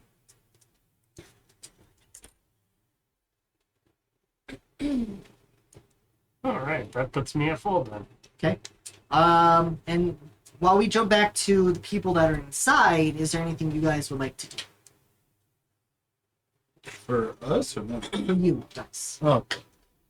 So you said this thing had like flower mane looking thing. It right? was more of like a orange like autumn leaf mane. I was thinking more like a flower version of a xenomorph.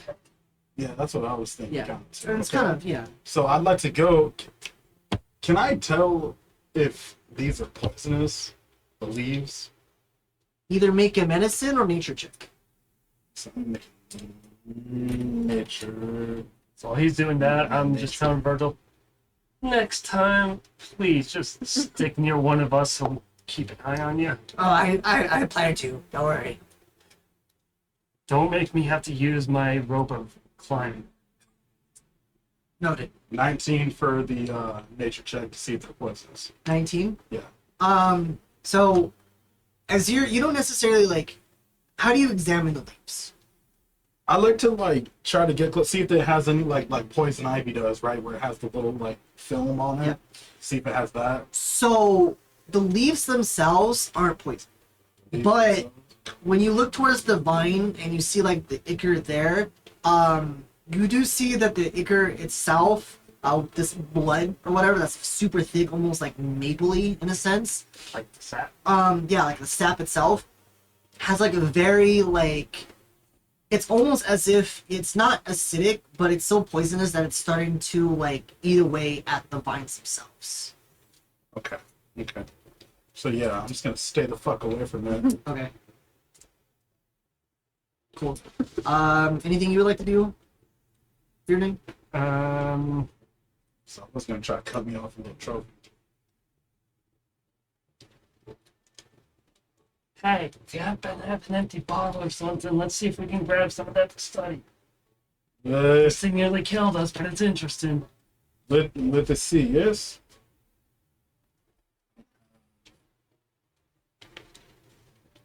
Cause I do have a water skin, but it's like I don't want to. Yeah, I don't want to up. fill it with fucking poison. Well, I'm thirsty. Right? Yeah. Forget about it. Yeah, we're gonna forget about it, but I'll remember. So thick, so weird. I still remember that the mystery poison that Namara still has that she has yet to use. I still remember what it is. Maybe I'll I get don't the have card. any empty bottles coming Maybe up. I'll give you the card. Yeah, you're Fortunately, thirsty, all go. mine still have shit. Unless you were willing to You guys don't have sacrifice any- a scale hide. You guys don't have any like vials that you took from the Bluehorn Mansion? Or does Darius have all of those? I think he might have any of the empty ones. All mine still has liquid in it. Well, And I'm not mixing it with unknown liquids. I mean, you can always dump out liquid and, you know. But that's one evidence adding to, like, this stuff that you clearly know is poison. It's up to you, whatever you want to do.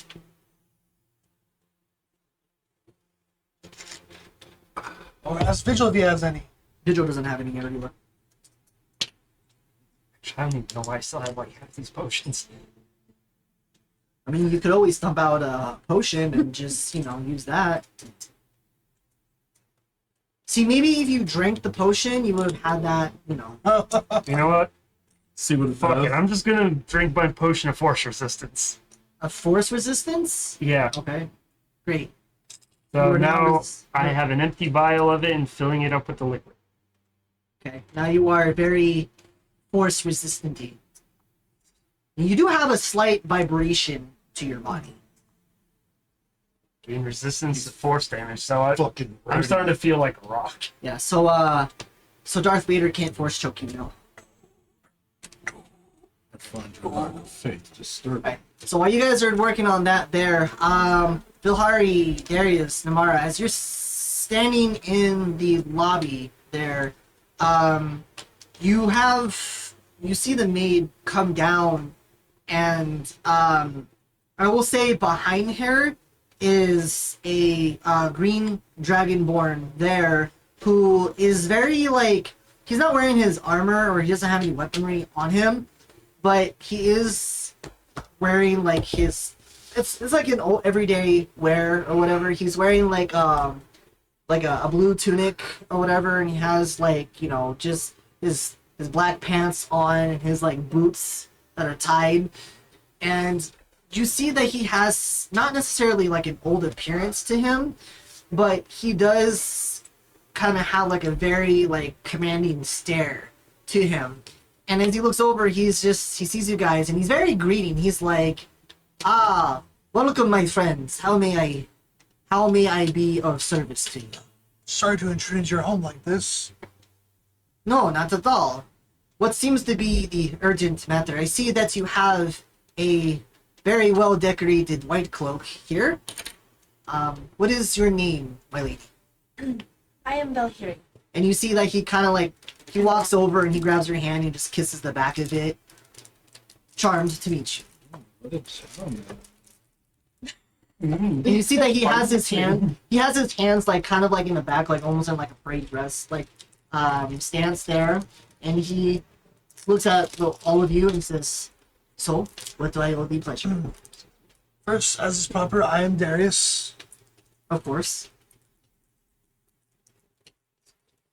Mara. Pleasure is mine. And he comes over and he kisses the back of your hand. Here I need to meet the Lord of this territory. I see. And we did not want to barge into someone's abode with, especially nobles. Well, of course, I am more than welcome to arrange such matters, but I still need to know what the urgency is. Couple of concerns. These notes. Lieutenant has been working day in and day out with no sleep due to a couple of concerns, and I do not know if they've been addressed to you. But I do feel that the lady and the noble are involved. We wish to ask some questions, as well as Darius here is a leader of a guild that I see. is in need of connecting with. And if you forgive my prying, may I know the guild? Is a tree of wisdom. I see. And do you happen to have your sigil on you, kind sir? I pull out my guildmaster's card. And he kind of looks over it. Interesting. Go ahead. And I also pull out my family seal as well. A noble. We don't get much of your kind here. Where is your security detail? I do not need one. I am my security detail. Ah, a fine warrior and fighter. I respect your cunningness and your dedication to the fine arts that is combat. I thank you, and yours as well, because I hear you're a great commander. Well, I have been commanding these troops for about 20 years now, and I'm very well aware of the things that transpire. So perhaps I will be more happy to give you details that you need. I don't know if you know or not, but my wife was kidnapped I'm sorry. by the Swiftlanders. I see. I pull out the cloth with her ear in it. We found this in one of their hideouts. That is very terrible, and I am sorry for your. I am not blaming you or anything, or your country. I'm just informing you that that is the thing I'm seeking information on. And Well- nobles have better connections with what's going on in these lands than I do. If you do not mind me asking, at which parts have you guys looked for or investigated? I pull out the map and show the one we attacked, where we got the ear from. Okay. Okay. Interesting. So far, just this one. And he kind of looks over at you, Bilhiri, and he notices that because every squad has their own special they have like a tassel or something to like indicate what division they're a part of. And he looks over towards you and he's like, "You seem to be very acquainted with the Swiftlanders, are you not?" That's why I was stationed here. I see. I feel as though there is more that I need to be told, but I assume that is all going to be brought out when we talk to the lady or the count of this manor. Indeed. Well, I will say, unfortunately, the lady is terribly sick. However, we do have Count Alak, who is more than happy to have a discussion with you guys over the matter at hand. That is fine. Excellent. If you guys wish, and he looks over at the time, it is almost dinner time, so you are more than welcome to stay and have a meal with us, if you so wish. A few of their group took a quest of helping with your garden, so perhaps we should check on them first. Oh, of course, of course. I had no idea that your party was assigned for such a task. Perhaps I will come and accompany you guys and see how they are working on the garden. We honestly, we did not anticipate that we would interact with you yet. We want to schedule an appointment through the lieutenant, but she had overworked herself into being I see. bedridden. I will be sure to personally. Oh, along with her subordinate did the same thing too. I see. I will be more than happy to personally address this matter in due time. Come, let's go ahead and check on your friends. Much appreciated. Denise, and then you see the maid come through, and she's just holding the platter across her chest, and she's like, "Yes, yes, Commander.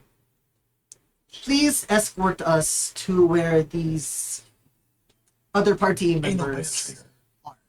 She's like, "Of course." And then she goes ahead and leads you out, and as you guys are walking, he walks in front of you guys, and his hands are always behind his back, and he's just kind of like walking a little bit.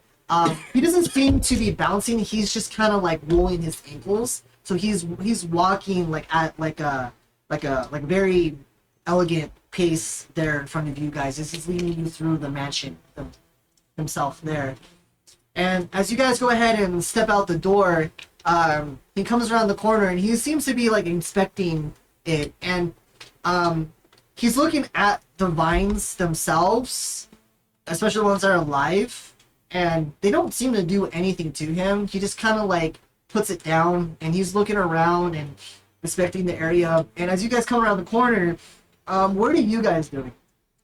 I'm making sure that they're all good and trying to keep distance in case it comes back to life. So as he comes around the corner, Vigil's in the middle of like, healing you still, and he comes around and the maid gasps and is looking over at the vine, and freaking Commander Torin is just like, he just stands there and he just raises an eyebrow and he's like, "My, what's a display you guys have? I see you have eradicated the main problem that we have been having issues with. Well done, well done. I'll be sure to add extra funds for your glorious achievements." Thank you, my friend. I appreciate the job for being able to work. And he's almost like to your height, so he kind of still has to look up to you, and he's like, "I see that you have a a fine orc specimen in your ranks. Yes, yes, yes, I do. It's, Pleasure, good sir. And he shakes your hand a little bit. Very good. Well, forewarning would have been nice, but you're welcome. hey, Does not gnome, does my maid not What? you're an adventurer. You don't need a warning. Danger's in the name, idiot. And as you guys in that conversation, the maid does speak up. He's like, "Well, I did warn them that the vines were very hostile and aggressive. Ah, I see, but you did not tell them about the dangers that lurk in the back."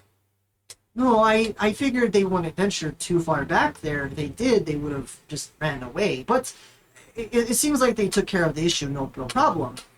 And you see, Torin, he just kind of like lifts his like snout up and just looks at her, and she just kind of like suddenly pushes up and just bows her head and looks away.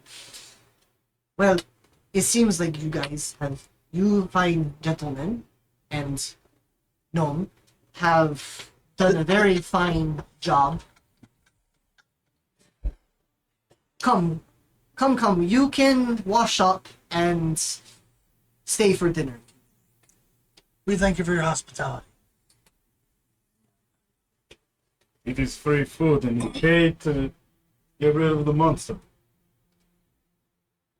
We get paid to trim up. With free Monster. food. Normally, you Points. Oh, and you don't have to worry about cleaning up the rest of the mess. It seems like since you have eradicated the main problem, our regular landscapers will be able to finish up here. Alright, thank you for the hospitality. Of course. And then he goes ahead.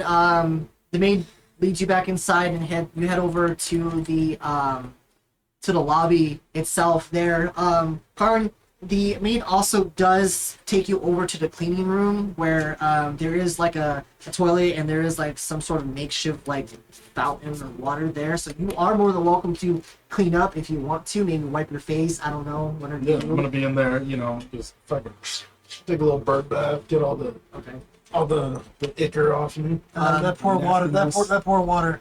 As you guys come into the lobby, you see that Lord Torin, he's looking over towards one of the books, and he's going through some books there behind you guys. I don't know if you're still sitting in the chairs or you're still standing. Still standing. Okay. Bearden, are you still standing or are you sitting in the chair? Vigil's sitting in the chair. I would imagine I'm probably in the cleaning room patching up as well. Awesome. As that happens, you do see like various like chefs and stuff like that, or other maids coming in and out, or butlers coming in and out of the kitchen and bringing food over into the dining area there. With that being said, Lord Torin closes the book and just snaps it shut, and he says, "Friends, why don't you accompany me to the study and while they prepare, and we can further discuss the important inquiries that have transpired." We thank you for your time. Of course. And he sets the book down, and you see him, he just kind of like takes his finger and just pushes it into the shelf there. Please. And he opens the door and ushers you guys out to the lobby. We follow. Yes. Are you guys all following? Hesitantly, yes. Okay. So as you guys walk out there, you still get the eerie feeling of like the portraits that seem to be looking at you guys. Like their eyes seem to follow you. And as Commander Torin is walking you guys towards the study area, he looks at one of the portraits and he points at pretty much like a gentleman. He doesn't point, but he kind of like looks at it, and he points at a gentleman wearing like this almost like a very forest green like trench coat with like this dream, like the collar itself has golden patterns on it there, and inside it has like this like white collar shirt with a button down that seems to be has like this green vest underneath, and he has like seemingly like a rope dangling down. He seems to be holding like a book, and he has like these almost tan gloves on, and he's holding a white book there, and he's just kind of like looking off to the distance, and he's like, "This gentleman will be Count Alark Bilno. He'll be more than pleased to talk to you." And Alark is Alarc, Bilmo Billm. Like Bilbo Baggins. Yeah. Well, Bill, no, not Bill. L, you said? Yes, M-O. Mo? M-O. M is a mother. Okay. Moe. Oh, sorry. Huh? Never mind. So he pretty much does a little introduction, and he walks you guys into the study there. And as you guys go into Why no photos or portraits of the lady? we do not keep the lady portraits at this floor. We do keep several portraits of the lady on the second and pretty much the second floor. But Curious. indeed, and he opens the door and ushers you guys inside. And as you guys come inside to the study itself, there, so the study is a captivating blend of like whimsical and scholarly. There's various like stuffed trophies, head trophies again. Some of them aren't necessarily heads. You see ones that have like some tails, some talons, things like that. And there's also a very nice like red velvet couches there with like a carpet and everything with a blue marble flooring that has like a pattern. And as you guys come in, you, Darius, you notice a lot of the magical artifacts between scrolls and tomes and treasures there. You also notice a shimmering crystal orb that pulses with a soft light. And you don't know what exactly that does, but you also see like it has a very unique fusion of both ancient science and arcane lore. So it creates like this very nice atmosphere, like discovery. You're quite the collector, sir. I like my study. And he comes over and you see like this interesting mirror, but the mirror itself doesn't have like a reflection, but the mirror does have like a nice golden trim. And you can't really make out, but there does seem to be like etches within the mirror. And off to the right, you do see like a planetary model where it has what appears to be like the Earth, or like the not the Earth, but like the material plane, and you see like various different orbs and shapes kind of rotating around it. It seems to be like moving around like mechanically. Ah, a very good portrait of the local area. I see that you have noticed my I call it the Cosmo Automaton. It gives me the real-time area of the various planes that are surrounding the materials. Interesting. Of course, Your knowledge is quite extensive. I'm impressed. for someone who does study strategy, I also like to study the arcane scientist, so I can be aware of my surroundings. Wise indeed. And he goes in and sits down and he pulls out like a bunch of papers and like puts them down together, and he takes the papers and he puts them in his desk. And there's two chairs that are kind of in front there, and there are some couches. So where would you guys like to be within this room? I'll take the right chair right there. Okay. On my left chair. I'll probably be here, closest to the fire. Okay. Laura, is there a certain spot you would like to be in this room? Definitely not sit down. Okay. I'm assuming you guys washed up. Yeah. When you come out, you do see a glimpse of the rest of the party going into the study. I make Vigil sit next to me. Okay, Vigil does sit next to you. You guys do walk in, and as you walk in, you see Commander Torin. He does usher you guys to make yourself comfortable. I like to stand, and I'm gonna stand Karn right here. Okay. If you guys wish to place your minis to kind of like make a marker, you're more than welcome to. If you would be so kind to put Mitchell next to Darius. I'm gonna try to keep a watch on the door. Mara, if you would like to do the same thing. Gets the on the couch. She's just outside, just chilling. Amara would like to go home away from this creepy palace. Just right there.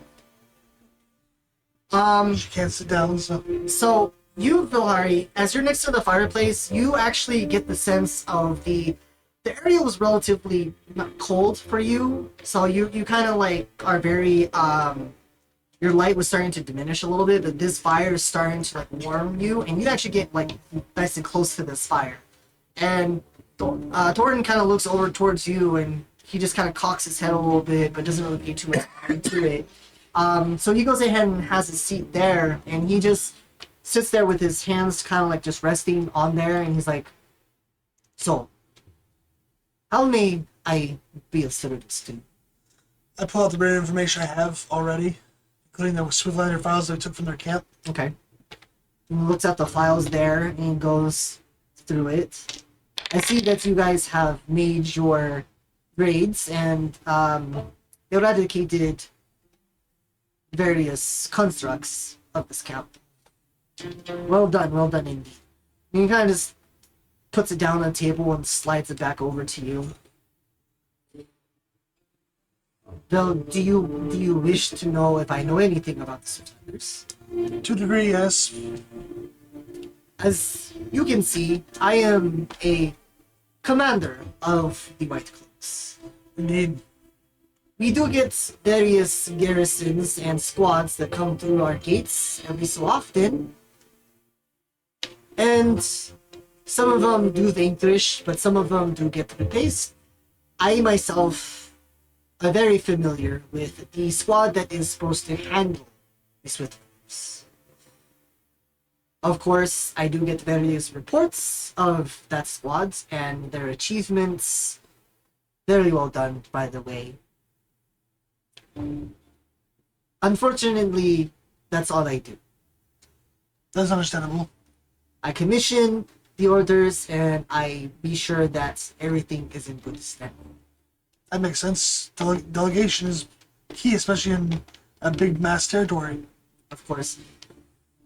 However, I did, and he kind of like gets up and he walks over towards the mirror there, and he looks towards the mirror, and again, there's no reflection in the mirror himself. There's no reflection of anything in the background. It's just like this silver, it's like a silver like plain thing, but it does shimmer.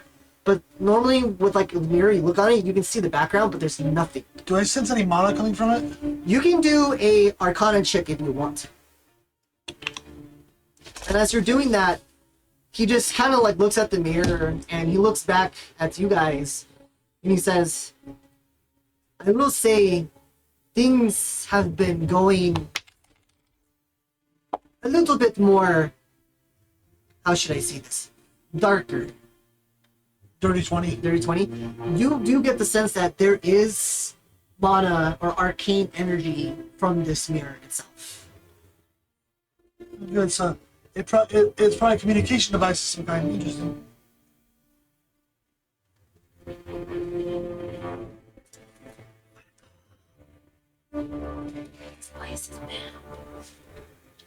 Anyways, Is that juju? Yeah. where were we? I lost track for a second.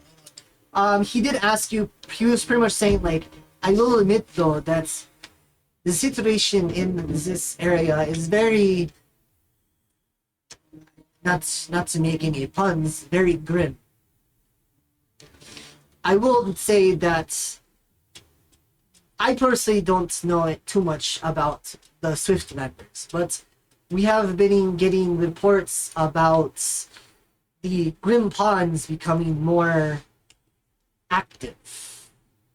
And it seems that, and he comes over to like the book that's over there, that's on the podium, and he's flipping through some pages. It seems as if things are becoming more gloom, and I don't know too much about the situation.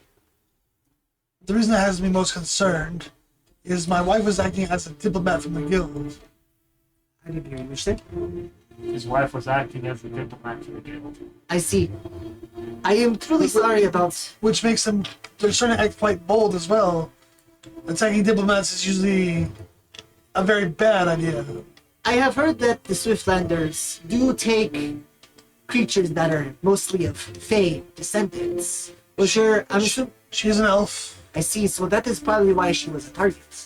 Was there anyone else that was accompanied? Yes, including this one.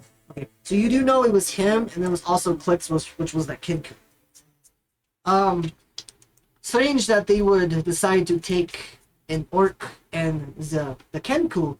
They're not necessarily from Fae, but it could be possible that they were just in their way. Opportunistic, I see. Possibly. Bilhari, what do you think of the Swiftlanders? What is your opinion on them? You have more experience than any of us have. What's my knowledge on this website? I don't have my paperwork with me. From what she's supposed to know, she's supposed to know they're more like a slaving kind of thing. Yeah.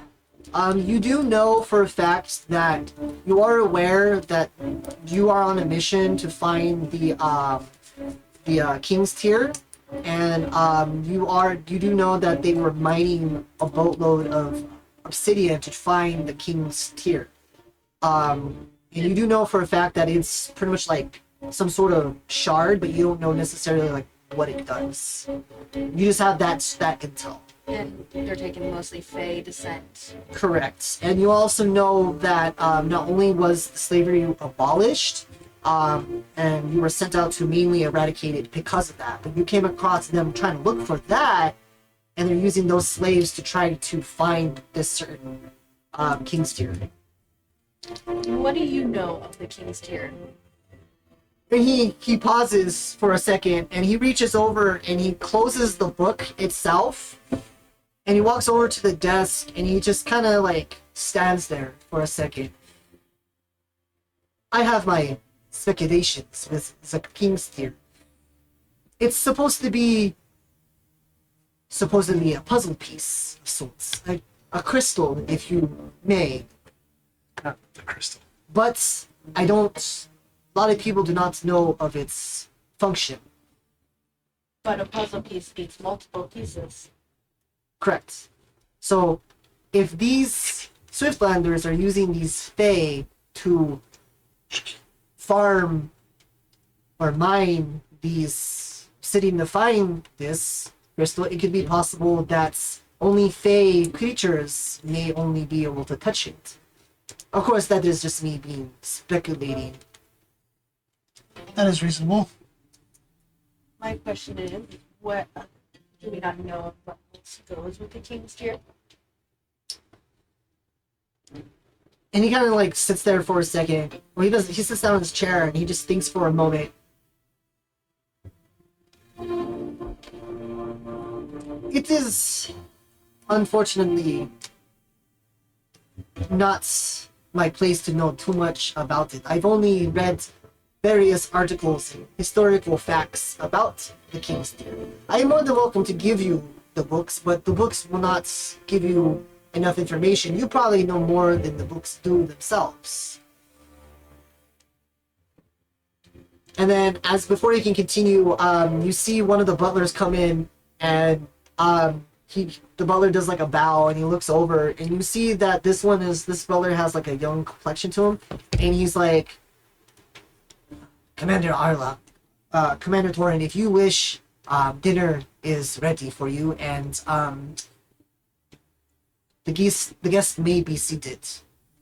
And he's like, we'll go ahead and continue this discussion at dinner. So should I have about a 30-minute break? Huh? I have about 30 minutes before I go. 30 minutes? Okay, that's fine. You bought 30 minutes? No, I have to be there at 8, so only half an hour to drive down there. Okay, you're fine. So you guys go ahead and you head over to the... What? She's like, I'm over this house. So you guys go ahead and head over to the dining area, And as you go into the dining area there, and you pretty much like sit down, you guys are more than welcome to place your figures at the area. I probably don't have enough chairs, but that's okay. I thought we were told not to sit. You've been sitting. So make sure that there is no one at the head of the table, please. So here, we'll do 3 on each side. Sorry, I wish I had more chairs. It's fine. So as you guys are at the dining table there, you guys are sitting. There's already like various like foods and everything there as well. And with the foods laid out for you, you see like elegant various like things of like turkey and ham, various like fruits and vegetables. Karin, there's a lot of like vegetables that you're not very familiar with, but you're not really like a salad person. But there are various like ribs and meats and soups there. You do notice, Karin, there is a bowl of water that is off to your right side, and there are at least like 4 different forks, 2 different knives, and 3 different spoons. And there's also 2 different cups there. One looks like a wine cup, and one looks like a regular cup there. But there is like also a bowl that's there that isn't necessarily like clear water, like not like it doesn't give like a water. It is water, but it has like more of a like almost like a yellow tint to it, and it's steamy. Steaming, okay. And all of you guys also do see all of this here. Darius, you are very aware of like the mannerisms and proper etiquette dining of there. Biren, you have no idea. Namara, you actually, believe it or not, are very accustomed to this as well. And same thing with you, Bilhari. Vigil pretty much like he knows a little bit about it, but he's not too well versed in it there. So yes. First, I'd like to apologize for these 2 stable manners.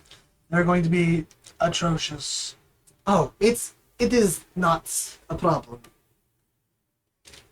Just Why there is more food. I see. Some of the forks are used for salad, some are used for meats, some are used for other things. Same thing with the knives. But for you, my friend, don't worry about the manners. Just use the utensils. No, my friend. Use what you think is best.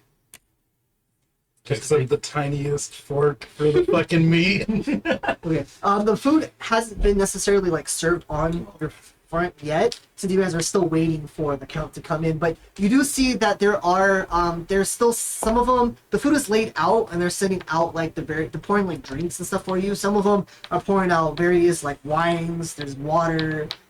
There's also some sort of like carbonated drink that you guys aren't familiar with.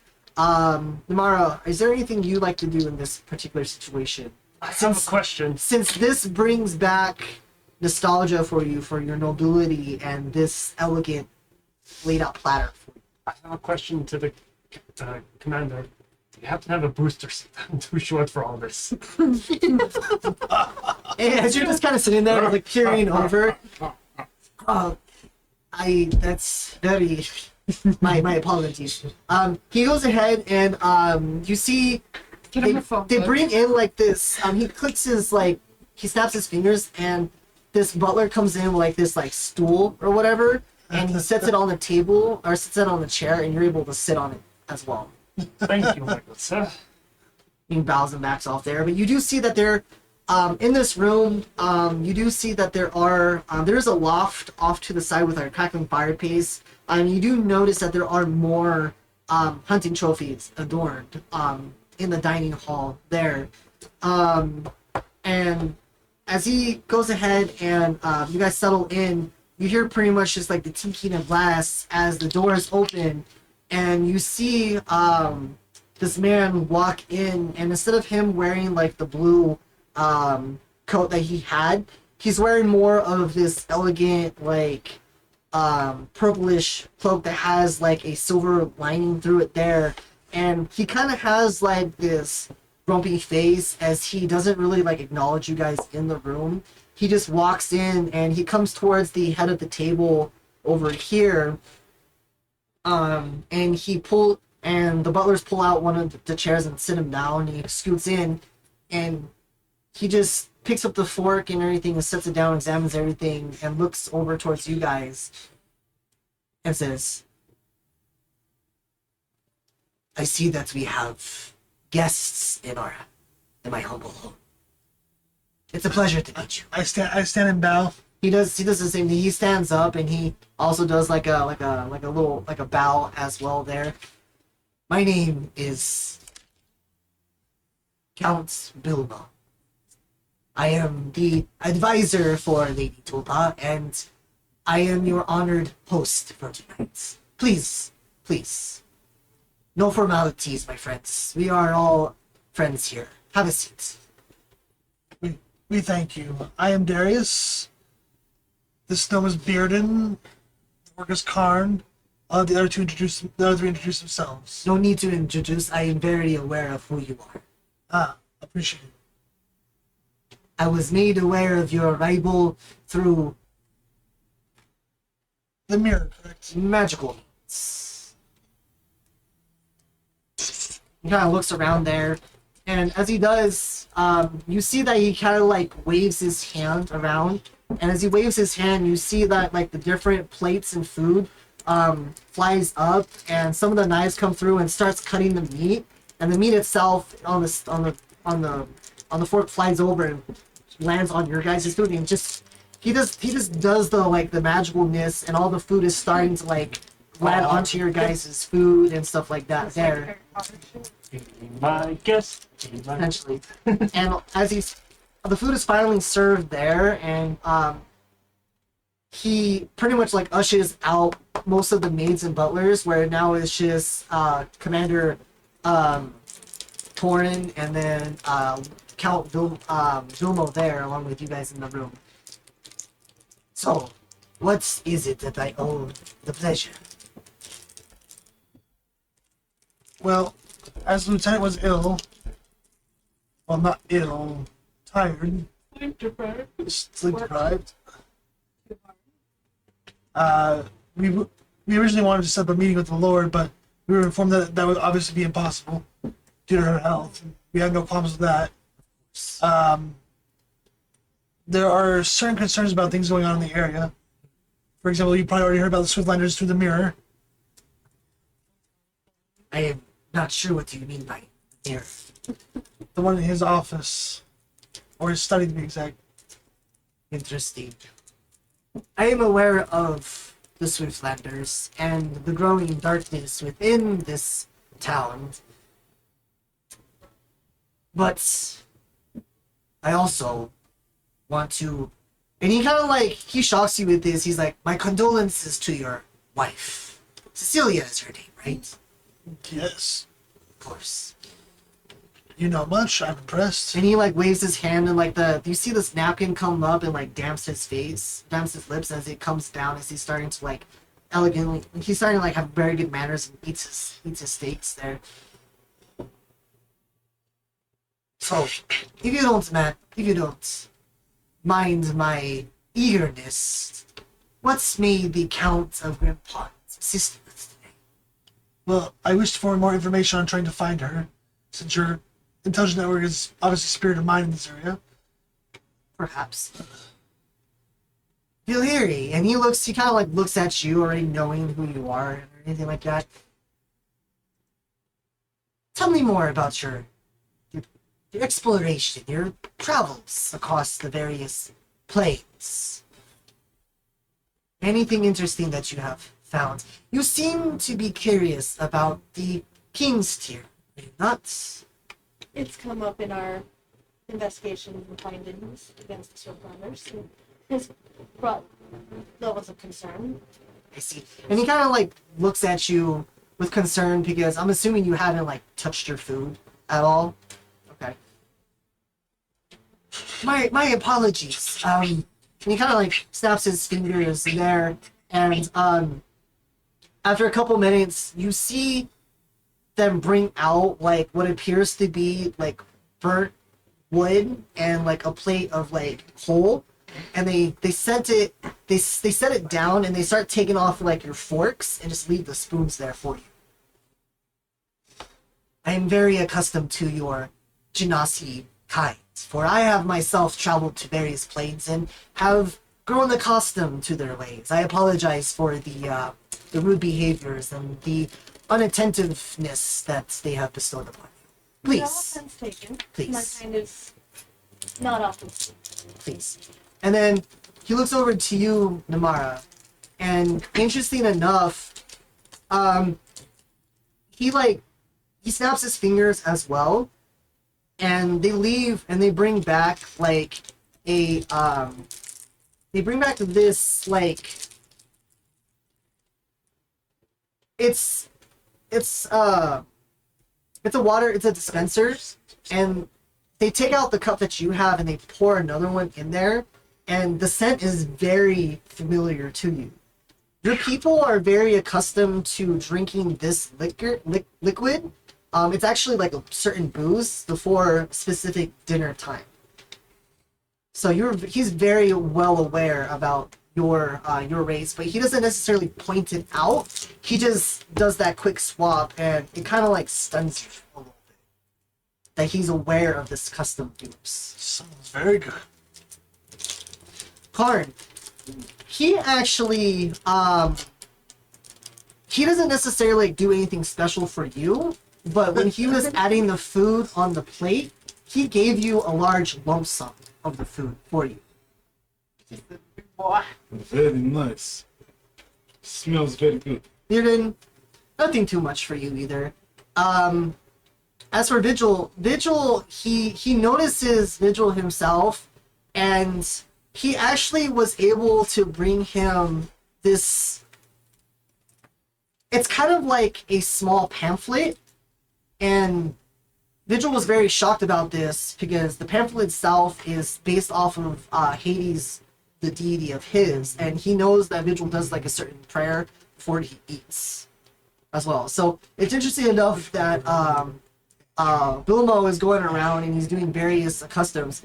For you, Darius, he doesn't necessarily like do anything like special with you, but he seems to have like a very like intriguing intellectual connection with you in a sense. And for some reason this connection, it's a very welcoming connection. And he does do one thing though, to where he has these like almost incense brought over and placed next to the fire, not the fireplace, but like next to you, and you get this scent of like this very, it's kind of like a sage or whatever, and the sage itself does remind you of like an Altarian like it's a very like Altarian like remedy or something that seems to be not lost for generations. Ah, you know well of our customs. At least well enough to where you can actually compare something. Interesting. Like I've said, I have explored the various realms and regions. I may be an older man, but... And you actually kind of get the gist that he's not necessarily like a human per se, he's actually a half-elf. Which is very bizarre that a half-elf is within pretty much Grimpon or Telorion themselves. I see you have got around quite a bit. And I've made this my home. Speaking of your home, may I ask a question? Of course. Were you aware that the vines around here were basically branches of a monster? Ah, yes, I'm very aware of that. Then if you don't mind me asking, why did we not see any order to cut the monster down? I did. You. We received an order to trim and do gardening, not to kill monsters. Did my maid not make you aware of the situation? But it's not written on the fire. Speaking of which, and he goes ahead and he takes out the 1,000 gold, and he like hovers it over towards you know what? He hovers it over to your due card and puts it right in front of you as well. And then he takes another pouch and he flies it over to you as well. So you do have the $1,000 gold, and then for you, you guys actually get another 500 gold on top of that as well. So 1,500. Okay.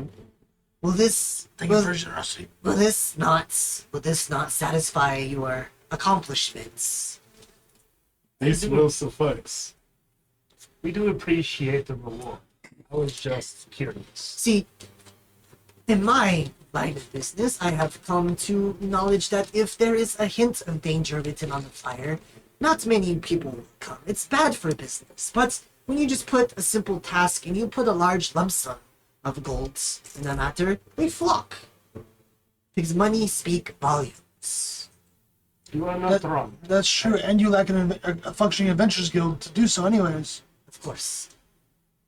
Besides, I was aware that you guys were in the vicinity, and I knew that gold would catch your eye. You thought correct. Of course. Thank you for satisfying my curiosity. Now, about your wife. First, my condolences for the gruesome manner that she has bestowed on her. I pray that she is well. I thank you.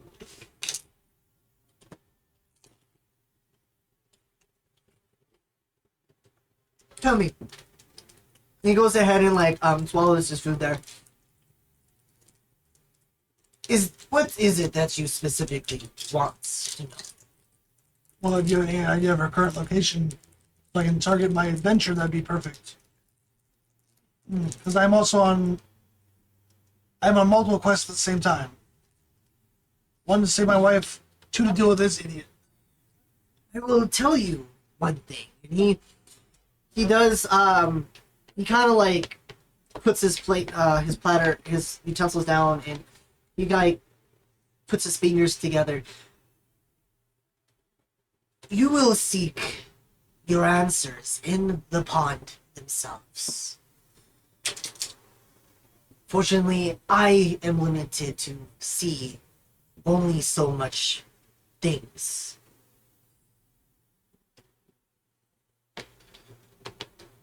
If I may ask, your guildmaster of this area recommend not going near them.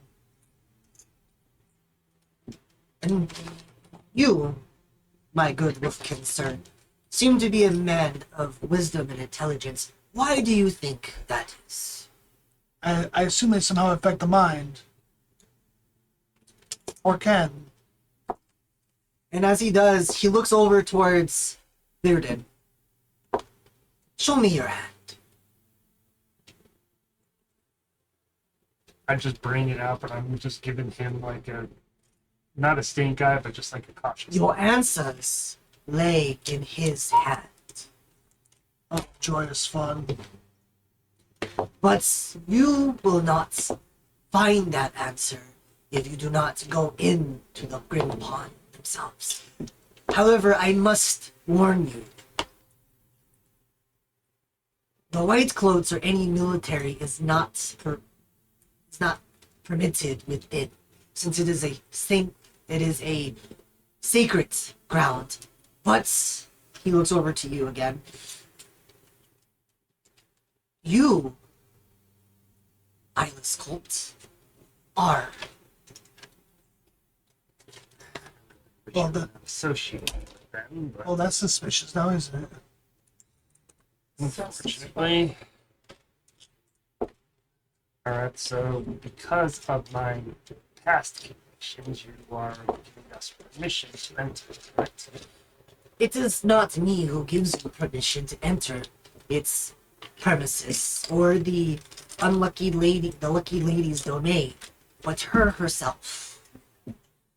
And I am attuned to the knowledge, and she speaks of your entry. Foresees it, if I may. Right. I see. Another question. This pertains more towards your white cloaks and the rest of your military. Why was your royal guard in this area? He kind of like looks around a little bit confused. And he thinks for a second. And he looks over to you, Bilhari.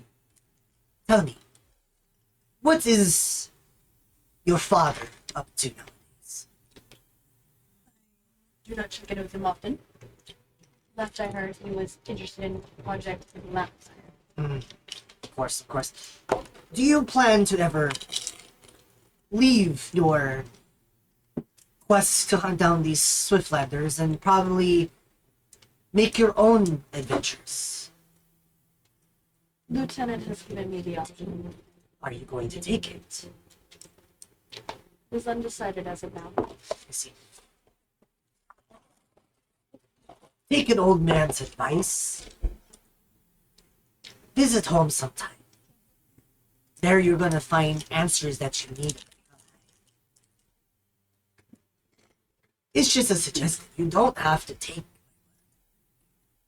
And then you see like Commander Torin, he's just kind of like, he's just eating his food, just watching everything that's going on, taking in everything. You notice that he doesn't necessarily like talk while the Count is there. He's more just there for like protection in a sense. But Not that we're dumb enough to attack the Count in his own home. That seems like a bad idea. Very much so.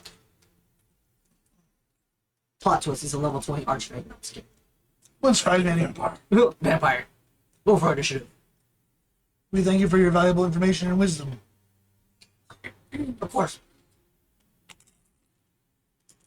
So, is there anything else that I may help you with? You seek to wish to know where your wife is at. I see.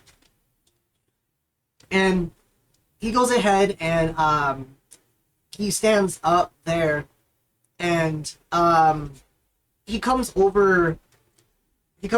walks over towards you nonchalantly, just whatever, elegantly. And it's weird when he's walking towards you, you see that his robes is seemingly like flowing, as if there's some sort of wind present there. And as he does, he like reaches out his hands and gestures towards you. And as he does, he puts this like, he pulls out like this soft like orb. It's like an opal orb kind of coloration. And he puts it in his palm of his hand. And he reaches out to you, gesturing for you to like grab his hand. I do so. So as you do so, you suddenly get like this flash, and this flash itself just, you get like this zoomed out vision, and then as you do, you see like this cloudy area. This cloudy area like pretty much like comes out, and as you do that, you're starting to see like various landscapes, and the landscapes themselves, it's like the landscapes themselves is very green and rolling plains, right? And then it ends up going towards like this water, and the water itself is just splashing, and you're being like as if you're being dragged across the water, and you see massive ships just anchored to the harbor. And as the ships come through, you get a small glimpse of this like fortification that's resting on this hill, and you go into like this whole hall of a ship through like one of the windows, and as you do, you see Cecilia pretty much like shackled up against the wall in a cage within the ship, and off to her side is Clix, but you're not really sure like if Clix is breathing or whatever. And you see this vision, and as you're doing, you see like this you see like this but she's in like this weird tattered clothing, like whatever armor she had is stripped, and she's just wearing like pretty much just like the very cotton shirt or whatever, and she has like these, you see that she's battered and bruised, and before it cuts out, you see this this lizard folk comes by and just grabs her by like the cheeks and just kind of look at her. And as he does, you see pretty much like his tongue come around and just like caress the side of her face before the vision cuts out and you're back. I see. So I need to head towards the sea by the fort. Roll a history.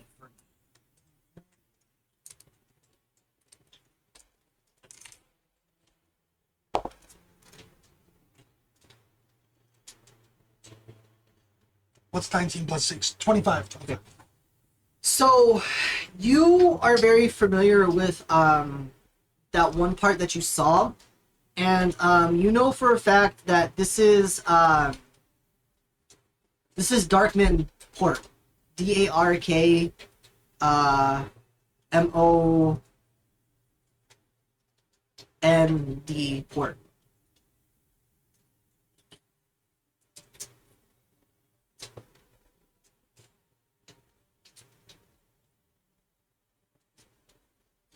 I thank you for the valuable information. Of course. Your intelligence network is very sophisticated. Either that or you are a very good seer. I have my ways. But And I shall ask for no details. if you and your party are curious still about answering further questions behind the King's Tier and Swiftlanders, it might be best if you go to Rimplot and look further. We thank you for the valuable information. We will decide as a group what to do. Desserts, anybody? And then you see Lord Torin, Commander Torin. He's like, well, that was very exciting. Would you like to stay for some dessert? No, we shan't influence further. I see. Again, thank you for your due diligence in cleaning up the mess. Along with your gnome friend, I guess even the mightiest come in all shapes and sizes. Okay, sure. Take it as a compliment. Thank you. We thank you for your hospitality and use of your home. And then he goes ahead and he stands up, and all of you guys stand up there, and he walks you out towards like the exit there. Well, the maid goes ahead and walks you out as well. And you guys go ahead and make your way outside the Grimpon, or not the Grimpon, the South Watch mansion. Is there anything else you guys would like to do? What time is it? It is 7:30. No, I meant in the game. No. Oh, in the game? In the game itself, it's a probably about, we'll say it's about like 7, 8 o'clock at night. Then we should head back and go to sleep and talk about this tomorrow. Okay. So you guys go ahead and make your way down, and it is relatively dark, and it is dark now, so when you're going through the braziers themselves are pretty much still like lighting the area for you here. Let's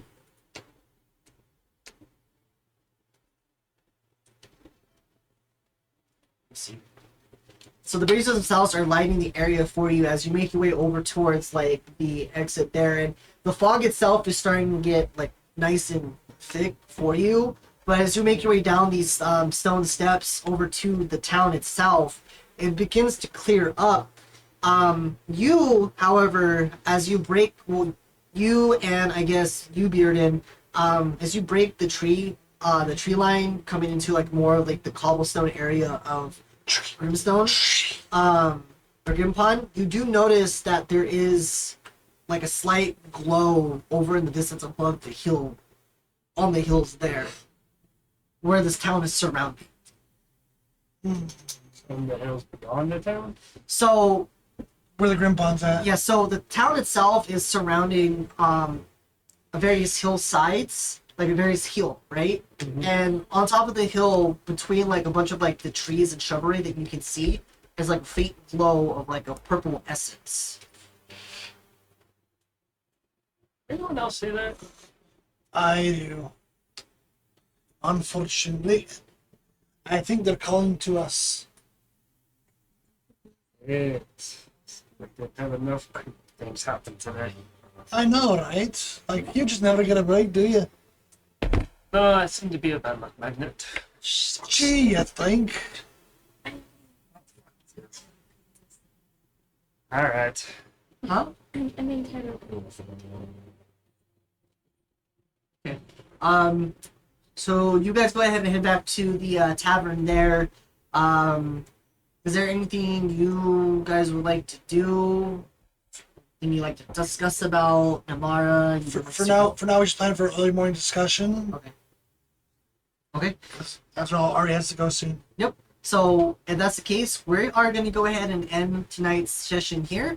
I hope you guys had fun with this one. It's pretty interesting and very like straightforward, and hopefully we'll pick it up soon enough. Very nice. Hello, everybody. This is Trevor, and I play Karn, who is the Orc Barbarian. If you enjoyed our show and want to support us, please follow us on Facebook, Instagram, and support our YouTube channel. If your love and support means a lot to us, and we can't wait to see what happens in our adventures with you tagging along, so support now.